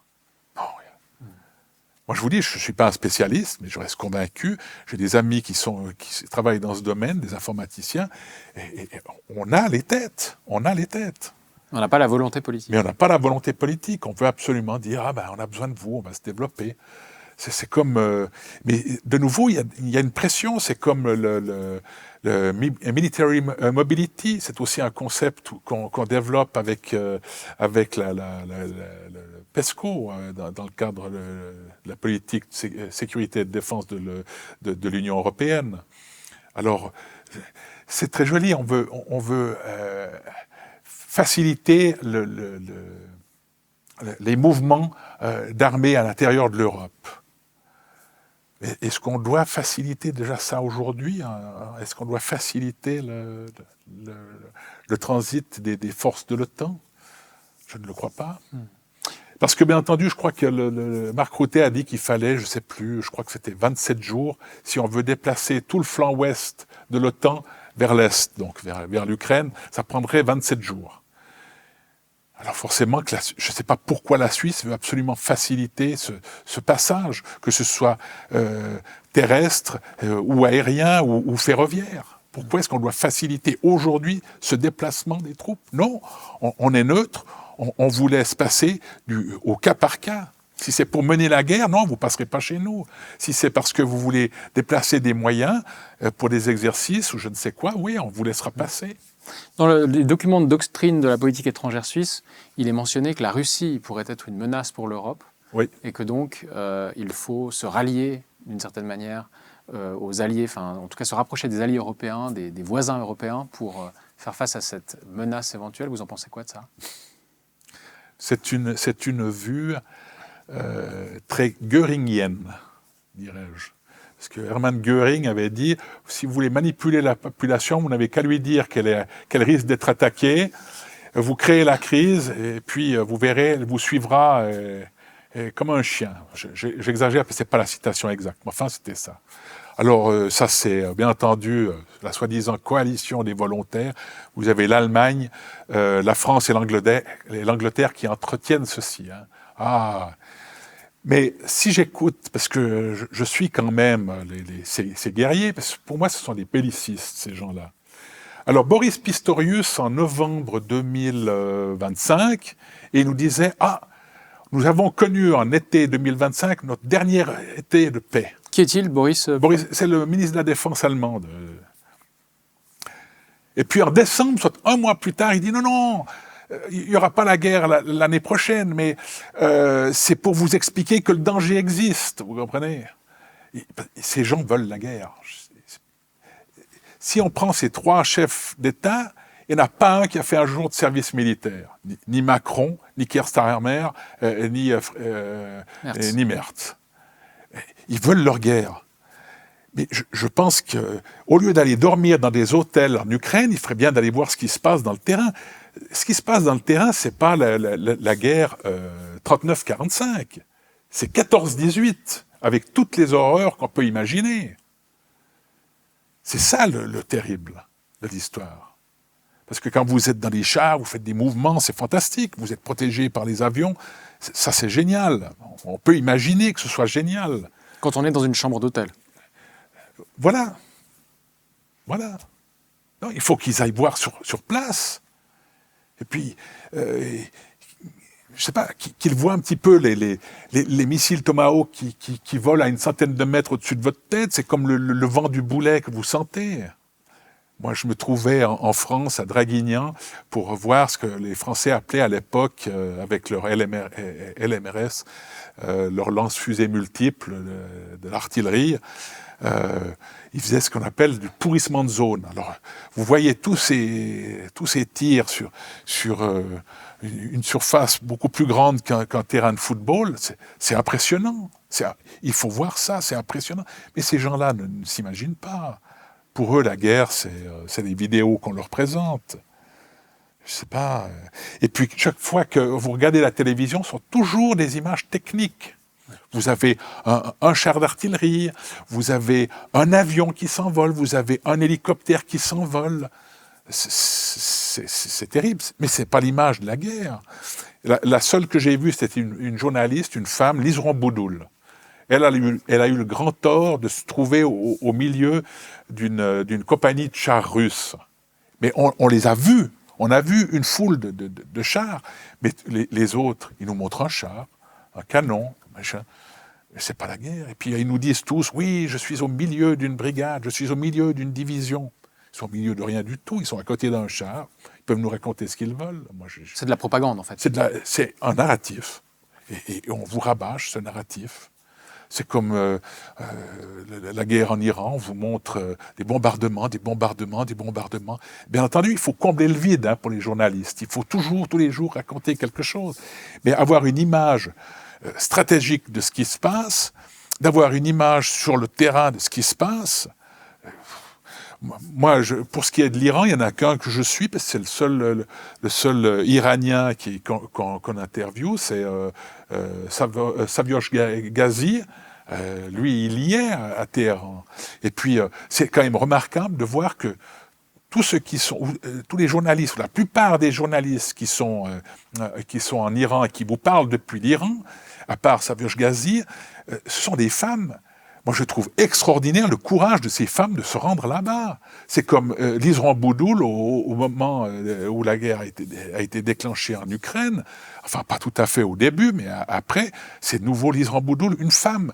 Les femmes sont courageuses. Moi, je suis très impressionné par les femmes. En parlant de l'Iran, là, alors évidemment l'entretien est tourné, on est aujourd'hui le 9 mars, oui. Donc l'actualité peut un peu évoluer, mais concrètement, à moyen terme, comment vous voyez que ça peut évoluer quand même, cette guerre?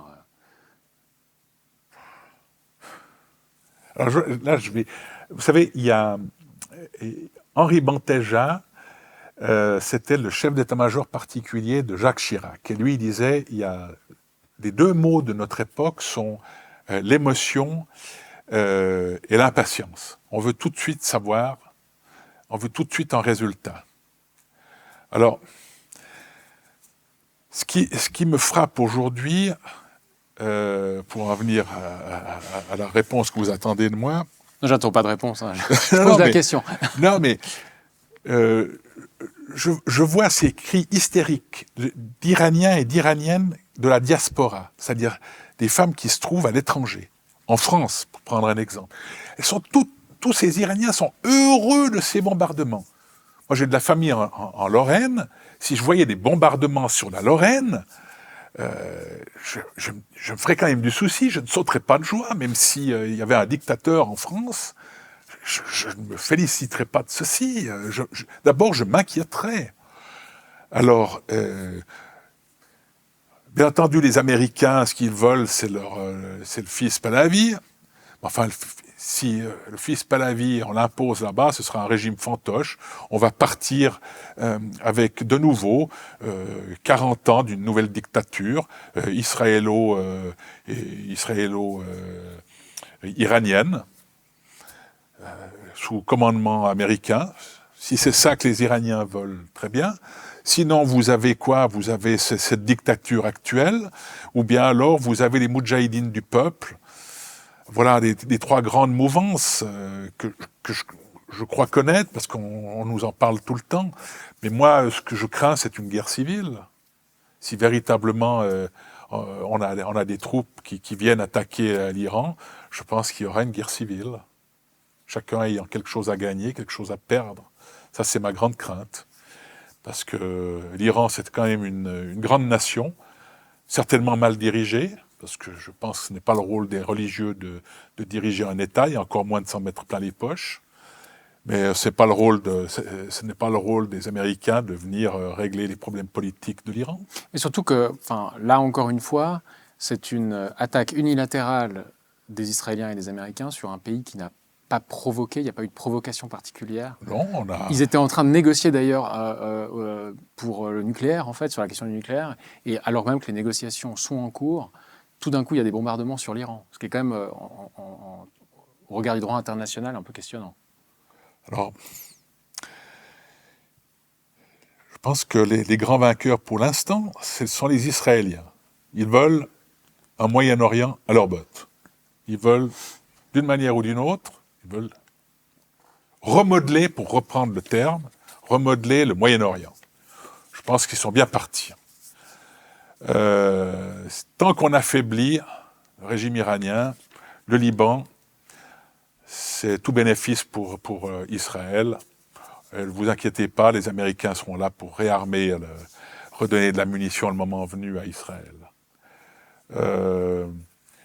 Maintenant, pour ce qui est du monde, je pense que c'est une immense défaite, parce que le prix du pétrole et du gaz, il a drôlement augmenté, 65% de l'augmentation du gaz en France, 40% le prix du pétrole en France. Je pense que toute l'Europe est perdante.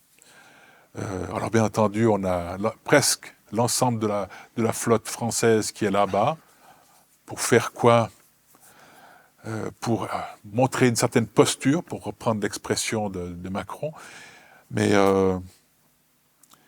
tout ce qu'est capable de faire l'Union européenne aujourd'hui, c'est les missions de Petersberg, c'est-à-dire mission d'évacuation, mission humanitaire, mission de maintien de la paix.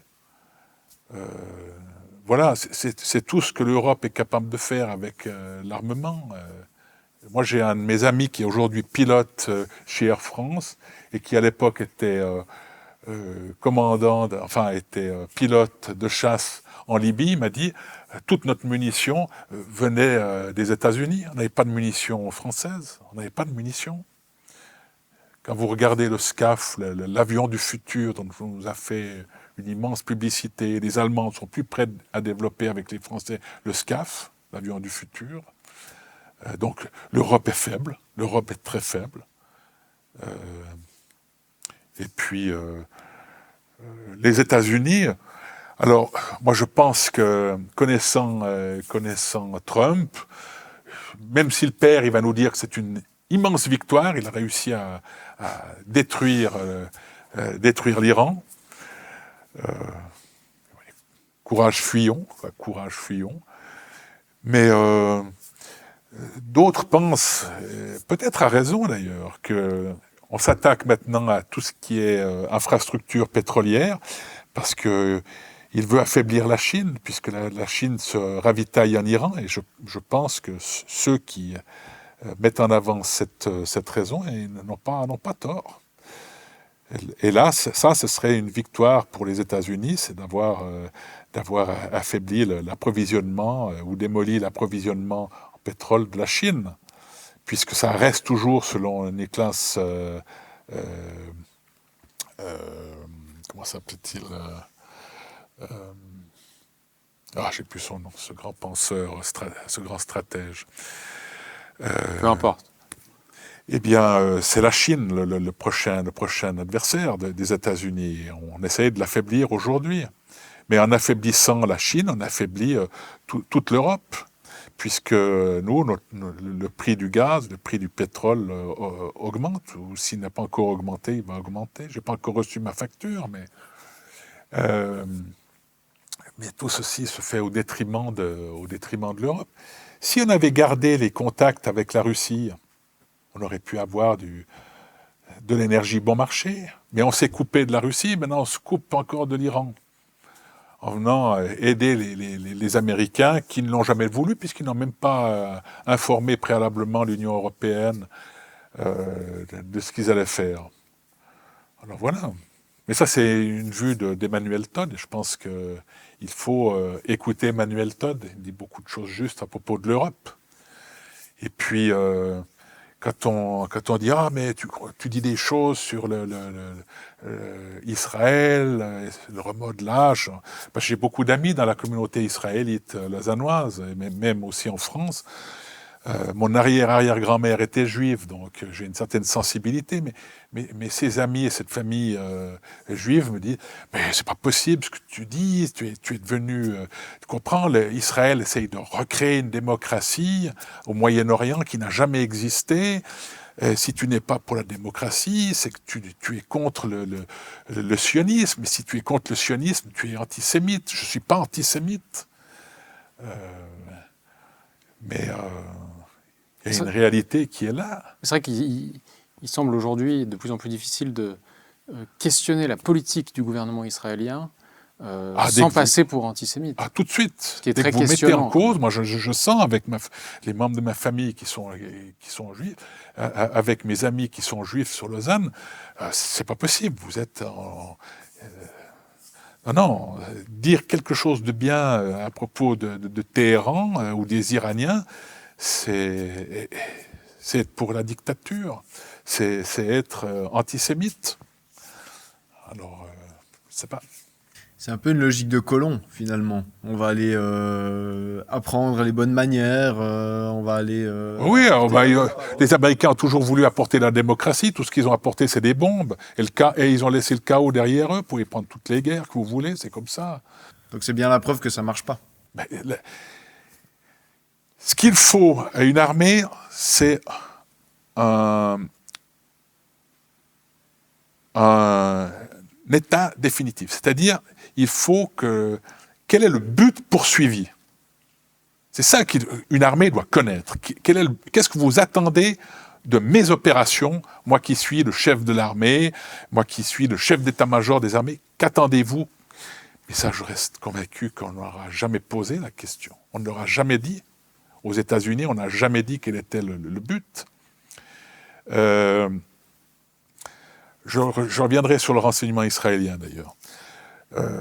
On demande simplement, vous croyez qu'on peut y aller? Oui, on peut y aller, on a les moyens qu'il faut. Bon, alors on y va. Vous avez planifié quelque chose? Montrez-moi le plan. Oui, très bien, on y va. Mais quel est le but? Le but, il doit toujours être politique. Qu'est-ce qu'on veut faire après? Mais personne, ni Netanyahou, ni Trump n'est capable de vous dire ce qu'ils veulent faire après. Alors oui, changement de régime. Oui, mais quel régime voulez-vous imposer? Ils sont incapables de vous le dire eux-mêmes, quel régime ils veulent. On vous dira le fils Pahlavi, oui. Mais même là, il semble même que Trump, fils Pahlavi, il n'est pas tout à fait convaincu. Mais bien sûr. Parce que son soutien en Iran, enfin le soutien de la population en Iran serait très faible. Mais bien sûr. Donc, Et puis, alors, quand on me dit toujours antisémite, moi je vous dis, mais j'en viens à toujours citer celui que je prends pour quelqu'un qui connaît bien la question, c'est Jeffrey Sachs. Il est juif, il est démocrate américain. Alors, bien entendu, on l'attaque aussi. Mais lui n'y connaît rien, ce n'est pas un expert. Voilà. Donc on ne va pas me dire que je suis antisémite puisque je soutiens les propos je me base sur les propos de Jeffrey Sachs. Mais on essaie de le démolir en disant c'est pas un expert, rien, lui s'occupe juste de verdure parce que c'est un vert, il défend la transition écologique. Donc on dénigre, c'est toujours la même chose. On est incapable d'argumenter face aux gens qui apportent des arguments, on est incapable d'argumenter en retour, donc on dénigre.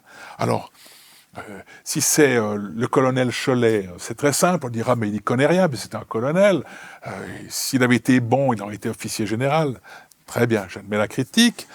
Et puis, si vous êtes officier général, on vous dira, ou bien alors si vous êtes Erdogan, c'est un démon, il ne faut pas écouter. Poutine, c'est Hitler. Lisez le livre de Anne Morelli, La propagande de guerre. Vous verrez, vous pouvez prendre les points, je crois qu'il y en a 10, les 10 points de Anne Morelli sur la propagande de guerre, puis vous regardez le narratif qu'on nous a vendu dans la guerre Ukraine-Russie, et puis Iran, Israël, USA de l'autre côté. C'est toujours le même narratif. Anne Morelli, elle a fait une synthèse. On l'a reçue d'ailleurs ici même. Donc, ça tient la route. Vous pouvez regarder l'entretien aussi. C'est fantastique. À part moi, je dois dire, vous interviewez des bonnes personnes. Tant mieux. Parce que ce peuple suisse, il faut, quand je dis le peuple suisse, parce que mon seul centre d'intérêt, c'est la Suisse. Sincèrement.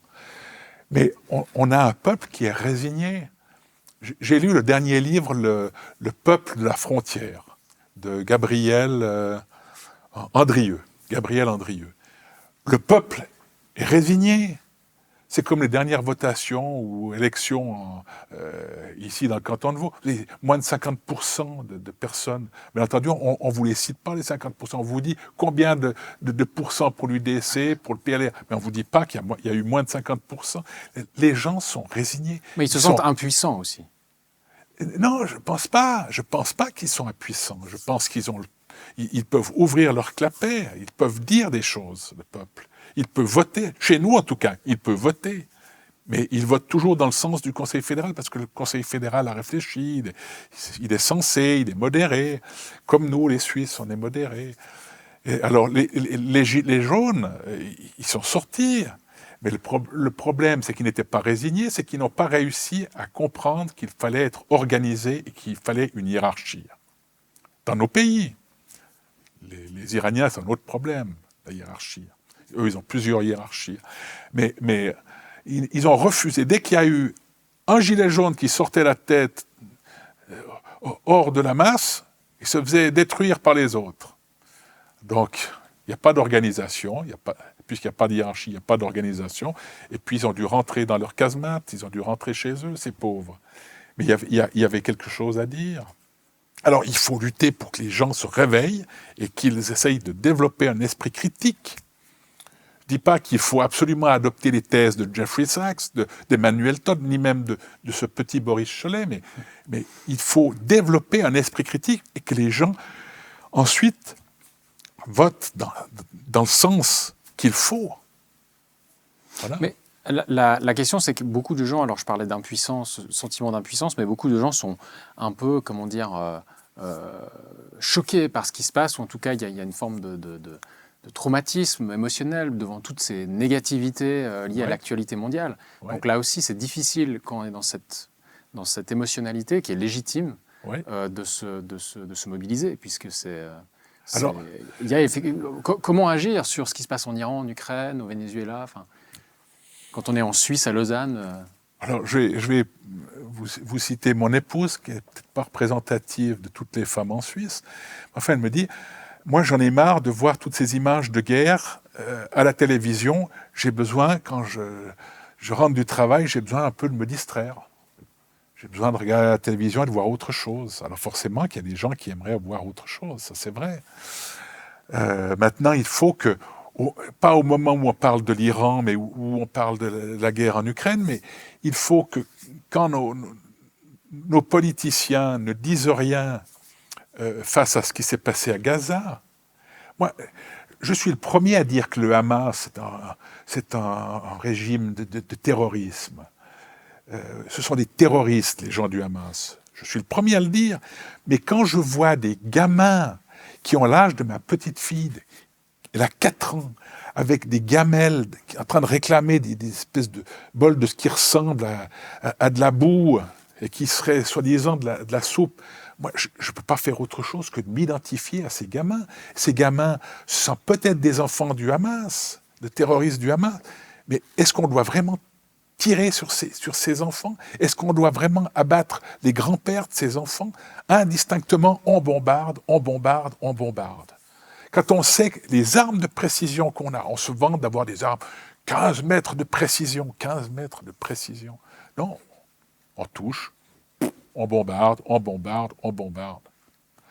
Je pense que là, on est arrivé à un niveau où quand même la Suisse, qui est détentrice de ces conventions de Genève, doit intervenir, doit prendre la parole, doit dire. Il y avait un ancien conseiller fédéral, le président de la Confédération, je n'ai malheureusement plus son nom, qui disait qu'on doit se tenir à l'écart de ces grandes puissances et puis mettre le poids sur le droit. Et c'est vrai que Mme Calmiret, elle dit qu'on doit intervenir, c'est son interprétation de la neutralité active, on doit intervenir et dire ce que l'on pense concernant le droit humanitaire. Voilà. Mais c'est le silence total. M. Cassis, c'est le silence total. Alors taisons-nous, c'est ça. Mais je vais encore citer Martin Niemöller. Qui est ? Martin Niemöller, c'était un pasteur qui était un fan inconditionnel de Adolf Hitler dans les années 30. Et ça a été jusqu'en, je crois, 1933. Il a commencé à ouvrir les yeux sur Adolf Hitler. Et puis en 1937, il a été mis en prison. Et puis quand il a pu quitter, quand la guerre est arrivée au bout, eh bien, en 1945, il était dans le camp de concentration de Sachsenhausen. Et ce Martin Niemöller, qu'est-ce qu'il a fait ? Il a écrit il a cité une chose importante, à mon sens, c'est quand les nazis sont venus arrêter les communistes, je n'ai pas réagi parce que je n'étais pas communiste. Quand ils sont venus arrêter les sociodémocrates, je ne suis pas intervenu parce que je n'étais pas social-démocrate. Quand ils sont venus arrêter les syndicalistes, je ne suis pas intervenu parce que je n'étais pas syndicaliste. Et puis quand ils sont venus m'arrêter, il n'y avait personne pour me défendre. Voilà. Donc il faut à un moment donné qu'on ouvre notre bouche, qu'on ose voter comme il se doit, qu'on ose dire à haute voix ce que l'on pense, parce que sinon, un jour, rien ne me dit qu'on ne s'attaquera pas à la Suisse. Voilà. Un jour viendra où on s'attaquera à la Suisse, mais il n'y aura plus personne pour venir défendre les petits Suisses. Et elle sera bien incapable de se défendre. Et elle sera incapable de se défendre. Voilà. Je voulais vous dire encore une chose. Oui, par rapport au service israélien. Voilà, service israélien. Malheureusement, j'ai plus le nom de l'actuel commandant du Shin Bet. Qui est le Shin Bet, c'est le service de renseignement intérieur. Et l'ancien, c'était Ronenbar. Ronenbar, lui, il avait clairement dit que sa mission, c'était d'apporter du renseignement au profit de la nation israélienne. Et puis, son successeur, celui qui est actuellement chef du Shin Bet, il dit « Ma mission, c'est d'apporter du renseignement au Premier ministre israélien. » Donc, il y en a un qui pense à l'intérêt public et il y en a un autre qui pense à l'intérêt politique ou politicien, qui a été retenu, le deuxième, Ronenbar, qui voulait défendre la thèse de l'intérêt public, il a été mis au rencard. Voilà. Donc ils ont aussi leurs problèmes à l'intérieur. Et moi, politiquement, ce qui me frappe partout dans le monde aujourd'hui, c'est qu'on n'a pas de contre-pouvoir. Vous regardez le Sénat et puis la Chambre des représentants, personne ne lève la voix. On entendait à l'époque tout le temps Chuck Schumer, le chef de la majorité à l'époque démocrate. Alors il ouvrait tout le temps la bouche. Aujourd'hui, je ne sais pas, moi je ne l'entends plus. Vous avez au Palais fédéral, je ne sais pas où est la résistance, ou qui essaye d'éveiller la conscience du Conseil fédéral. Il n'y a plus de réaction au niveau des parlements. En France, c'est tout du 47-2. Hein. 49-3. Pardon, 49-3. 47-2, c'est l'équivalent de l'article 5, mais pour l'Union européenne. Excusez-moi. Merci de m'avoir repris. Mais voilà comment on gouverne. Le Parlement ne dit rien, il est content comme ça. Mais là, je dis qu'il y a autre chose. C'est que ces gens, ils ont intérêt à continuer à prendre leur salaire et à être réélus. Ça, c'est sûr et certain. Dernier point que je voulais aborder, c'est la question de la propagande, notamment de la propagande russe. On a parlé des opérations d'influence occidentale. Ouais. Il y a aussi des opérations d'influence russe, chinoise, etc. Oui. Quelle est la différence entre la propagande occidentale et la propagande russe, par exemple ? Eh bien, moi, j'ai beaucoup de chaînes chez moi, mais je n'ai pas RT, par exemple. Je ne connais pas de journaliste russe en Suisse. Par contre, je vois que BFM TV, France 24, ils ont des journalistes dans la Fédération de Russie. C'est quand même étonnant, quoi, on puisse pas entendre ce narratif russe. Alors, voilà, cette propagande russe, elle doit exister, j'en reste convaincu. Alors, bien entendu, j'ai des amis russes ici, comme j'ai des amis ukrainiens, mais chacun y va de son petit narratif.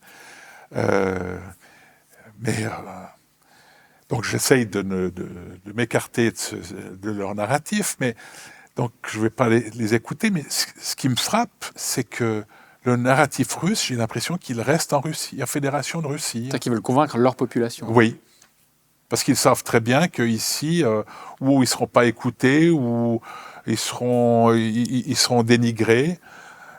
Comme on l'avait fait déjà à l'époque avec l'ambassadeur de Russie, la Fédération de Russie à Paris. Dès le moment où l'ancien ambassadeur il avait réussi à déstabiliser un journaliste français, ça a été terminé, il a pu rentrer chez lui. Alors voilà. Mais il y a certainement aussi un narratif russe, j'en reste convaincu. Et beaucoup disent que c'est n'importe sur les réseaux sociaux, qu'il est très actif sur... voilà.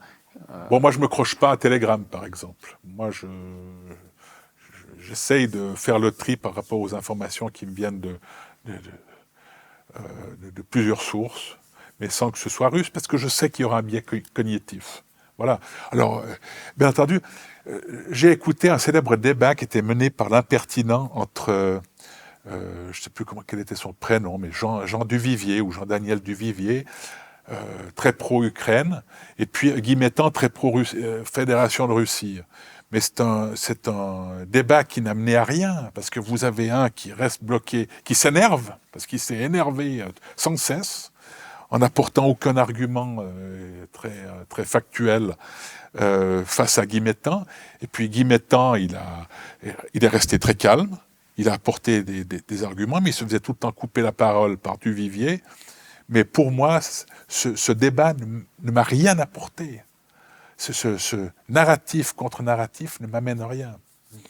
Moi, je m'attache aux signaux faibles, je m'attache à une image qui m'interpelle et qui m'oblige à aller chercher. C'est ça qui me... je suis peut-être... Ça, c'est le biais cognitif de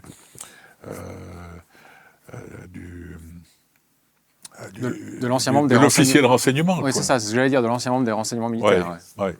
Parce qu'il faut gratter, il faut se méfier de la source, il faut se méfier de l'information, il faut essayer de confirmer tout ceci. Voilà. Qu'est-ce que vous pensez des réseaux sociaux, notamment dans le cadre des différentes opérations de guerre cognitive qui sont aujourd'hui thématisées par l'OTAN notamment? Oui, c'est juste. Mais qu'est-ce que vous pensez de ces nouveaux vecteurs qui, alors en même temps, sont source d'une accessibilité à l'information pour la population, mais qui peut-être peuvent être utilisés pour différentes opérations de guerre cognitive? Alors moi, je les écoute pour essayer de trouver ces signaux faibles. Puis ensuite, j'essaye de confirmer les choses par rapport à ce que je peux voir ou lire. Voilà. Par exemple, il y a une célèbre affaire des fours crématoires. Je ne sais pas si vous avez suivi, c'est des fours crématoires pendant la guerre de Ukraine-Russie. Oui, il y a eu cette histoire. Les Anglais ont dit des fours que les crématoires Russes, mobiles, c'est ça. Voilà, les fours crématoires mobiles de l'armée russe. Alors là, je me suis dit, mais non de bleu, il faut quand même que je recherche de l'information ailleurs. Alors je suis allé gratter ailleurs. Je me suis dit, c'est quand même pas possible que ça existe comme ça. Alors, après, les Anglais sont revenus à la charge parce que le but premier, je l'ai compris, le but premier, c'était de faire comprendre, puisque le narratif, c'était de faire croire que Poutine, c'était Hitler. Alors ça marchait bien. Vous voyez, il y a un four crématoire, c'est donc lui le nazi et pas le bataillon Azov. Ok, soi-disant, bon. Je me dis, il faut quand même que j'attende, je cherche. Et puis après, il y a eu l'affaire Boutcha, il y a eu le massacre de Boutcha. Alors, c'est du Timișoara revu et corrigé, mais une fois que ce massacre est sorti, je tiens quand même à préciser une chose, il y avait le général Henri Pinard-Legris, Parce Français. on nous avait prévu, ou on nous avait promis une enquête internationale indépendante sur le massacre de Boutcha. Alors, même Henri Pinard-Legris le dit clairement dans une interview, on attend toujours le résultat de cette enquête. Il n'y a pas de résultat d'enquête. Est-ce qu'elle a même été menée, en fait? Oui. Et puis Henri Pinard-Legris cite un exemple qui est arrivé. Il avait un ami dans la gendarmerie, puisque la gendarmerie nationale française devait enquêter sur ce massacre de Boutcha. Alors il aborde cet ami, puis il dit, dis donc, tu pourrais me montrer une preuve de l'implication des Russes dans ce massacre de Boutcha. Et cet ami, qui était encore en activité, lui dit, occupe-toi de tes affaires, t'es à la retraite, profites-en. Voilà. Alors, après Boutcha, c'est très simple, le narratif s'est adapté, il a dit, ah non, c'est pas pour faire, pour cacher pour éviter d'avoir annoncé le nombre de morts qu'ils ont dans l'armée russe, c'est pour cacher les massacres qu'ils commettent. Alors voilà, c'est toujours utile, mais ça c'est le narratif on adapte sans cesse, le narratif par rapport à ce qui arrive. Ce qui est intéressant avec Boutcha quand même, c'est que ce massacre intervient ou arrive dans l'actualité au moment où Ukrainiens et Russes sont prêts à signer un accord de paix en mars 2022. Juste. Et à ce moment-là, évidemment, tout le monde se concentre sur Boutcha. Ouais. Les Ukrainiens décident de ne pas signer. Alors il y avait eu d'autres opérations avec Johnson et autres. Mais en tout cas, ça a été un événement charnière pour se dire... il faut continuer. Exactement. Absolument. Donc là, ça vous paraît, comment dire, ça vous semble coïncidence ou potentiellement une opération sous faux drapeau pour influencer les négociations? Pour moi, c'est une opération sous faux drapeau, comme l'a été l'affaire Nord Stream. Nord Stream, c'est très drôle. Je lisais un livre qui s'appelait Stratégie d'influence et guerre de l'information. Ça, c'était le titre du livre. Et dans le livre, on apprend que les Anglais avaient sectionné les câbles lors de la Deuxième Guerre mondiale, sectionné les câbles qui partaient de France pour aller aux États-Unis. Ils voulaient absolument être maîtres de l'information qui serait envoyée aux États-Unis. Et ces câbles, c'est cité dans le livre, ils se trouvaient dans la Manche à quelques 170 mètres de profondeur. Donc, ils avaient déjà le savoir-faire lors de la Deuxième Guerre mondiale pour sectionner des câbles, pour faire des 170 mètres. Et Nord Stream, vous avez des gazoducs qui sont entre 80 et 100 mètres de profondeur. Donc, c'est moins important que les 170 mètres. Le savoir-faire est là, rien d'étonnant. Et puis, ça c'est une recherche que j'ai faite personnellement, je me suis rendu compte qu'il y a eu, quelques mois avant, quelques semaines avant, je pourrais rechercher, il y avait l'opération Baltop 22.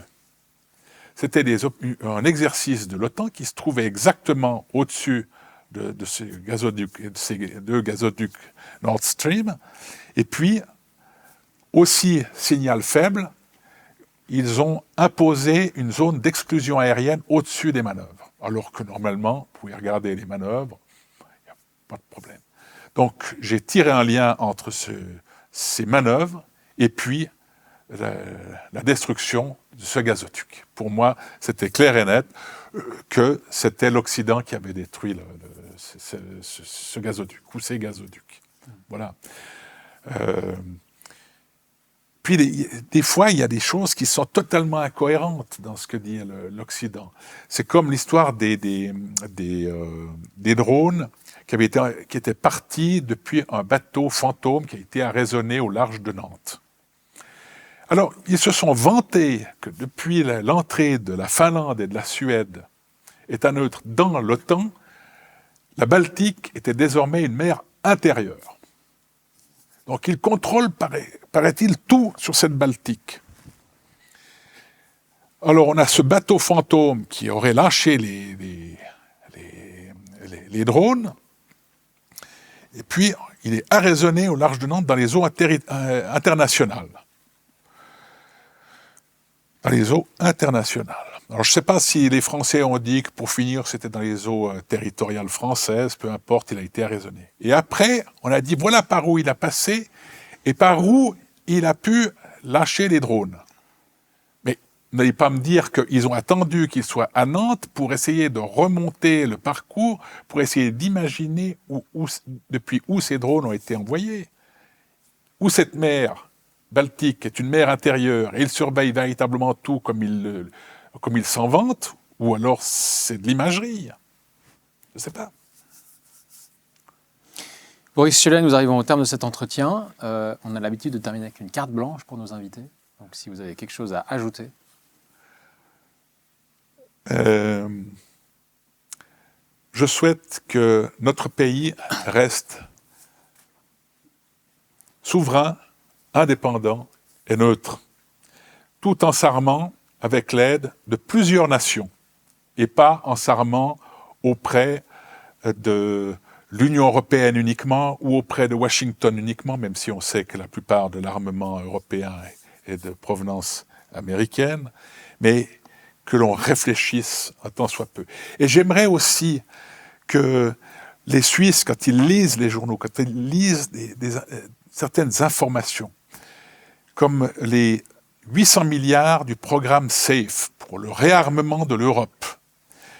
Madame Ursula von der Leyen, elle dit 800 milliards seront mis à disposition du réarmement de l'Europe, dont 150 milliards qui existent déjà.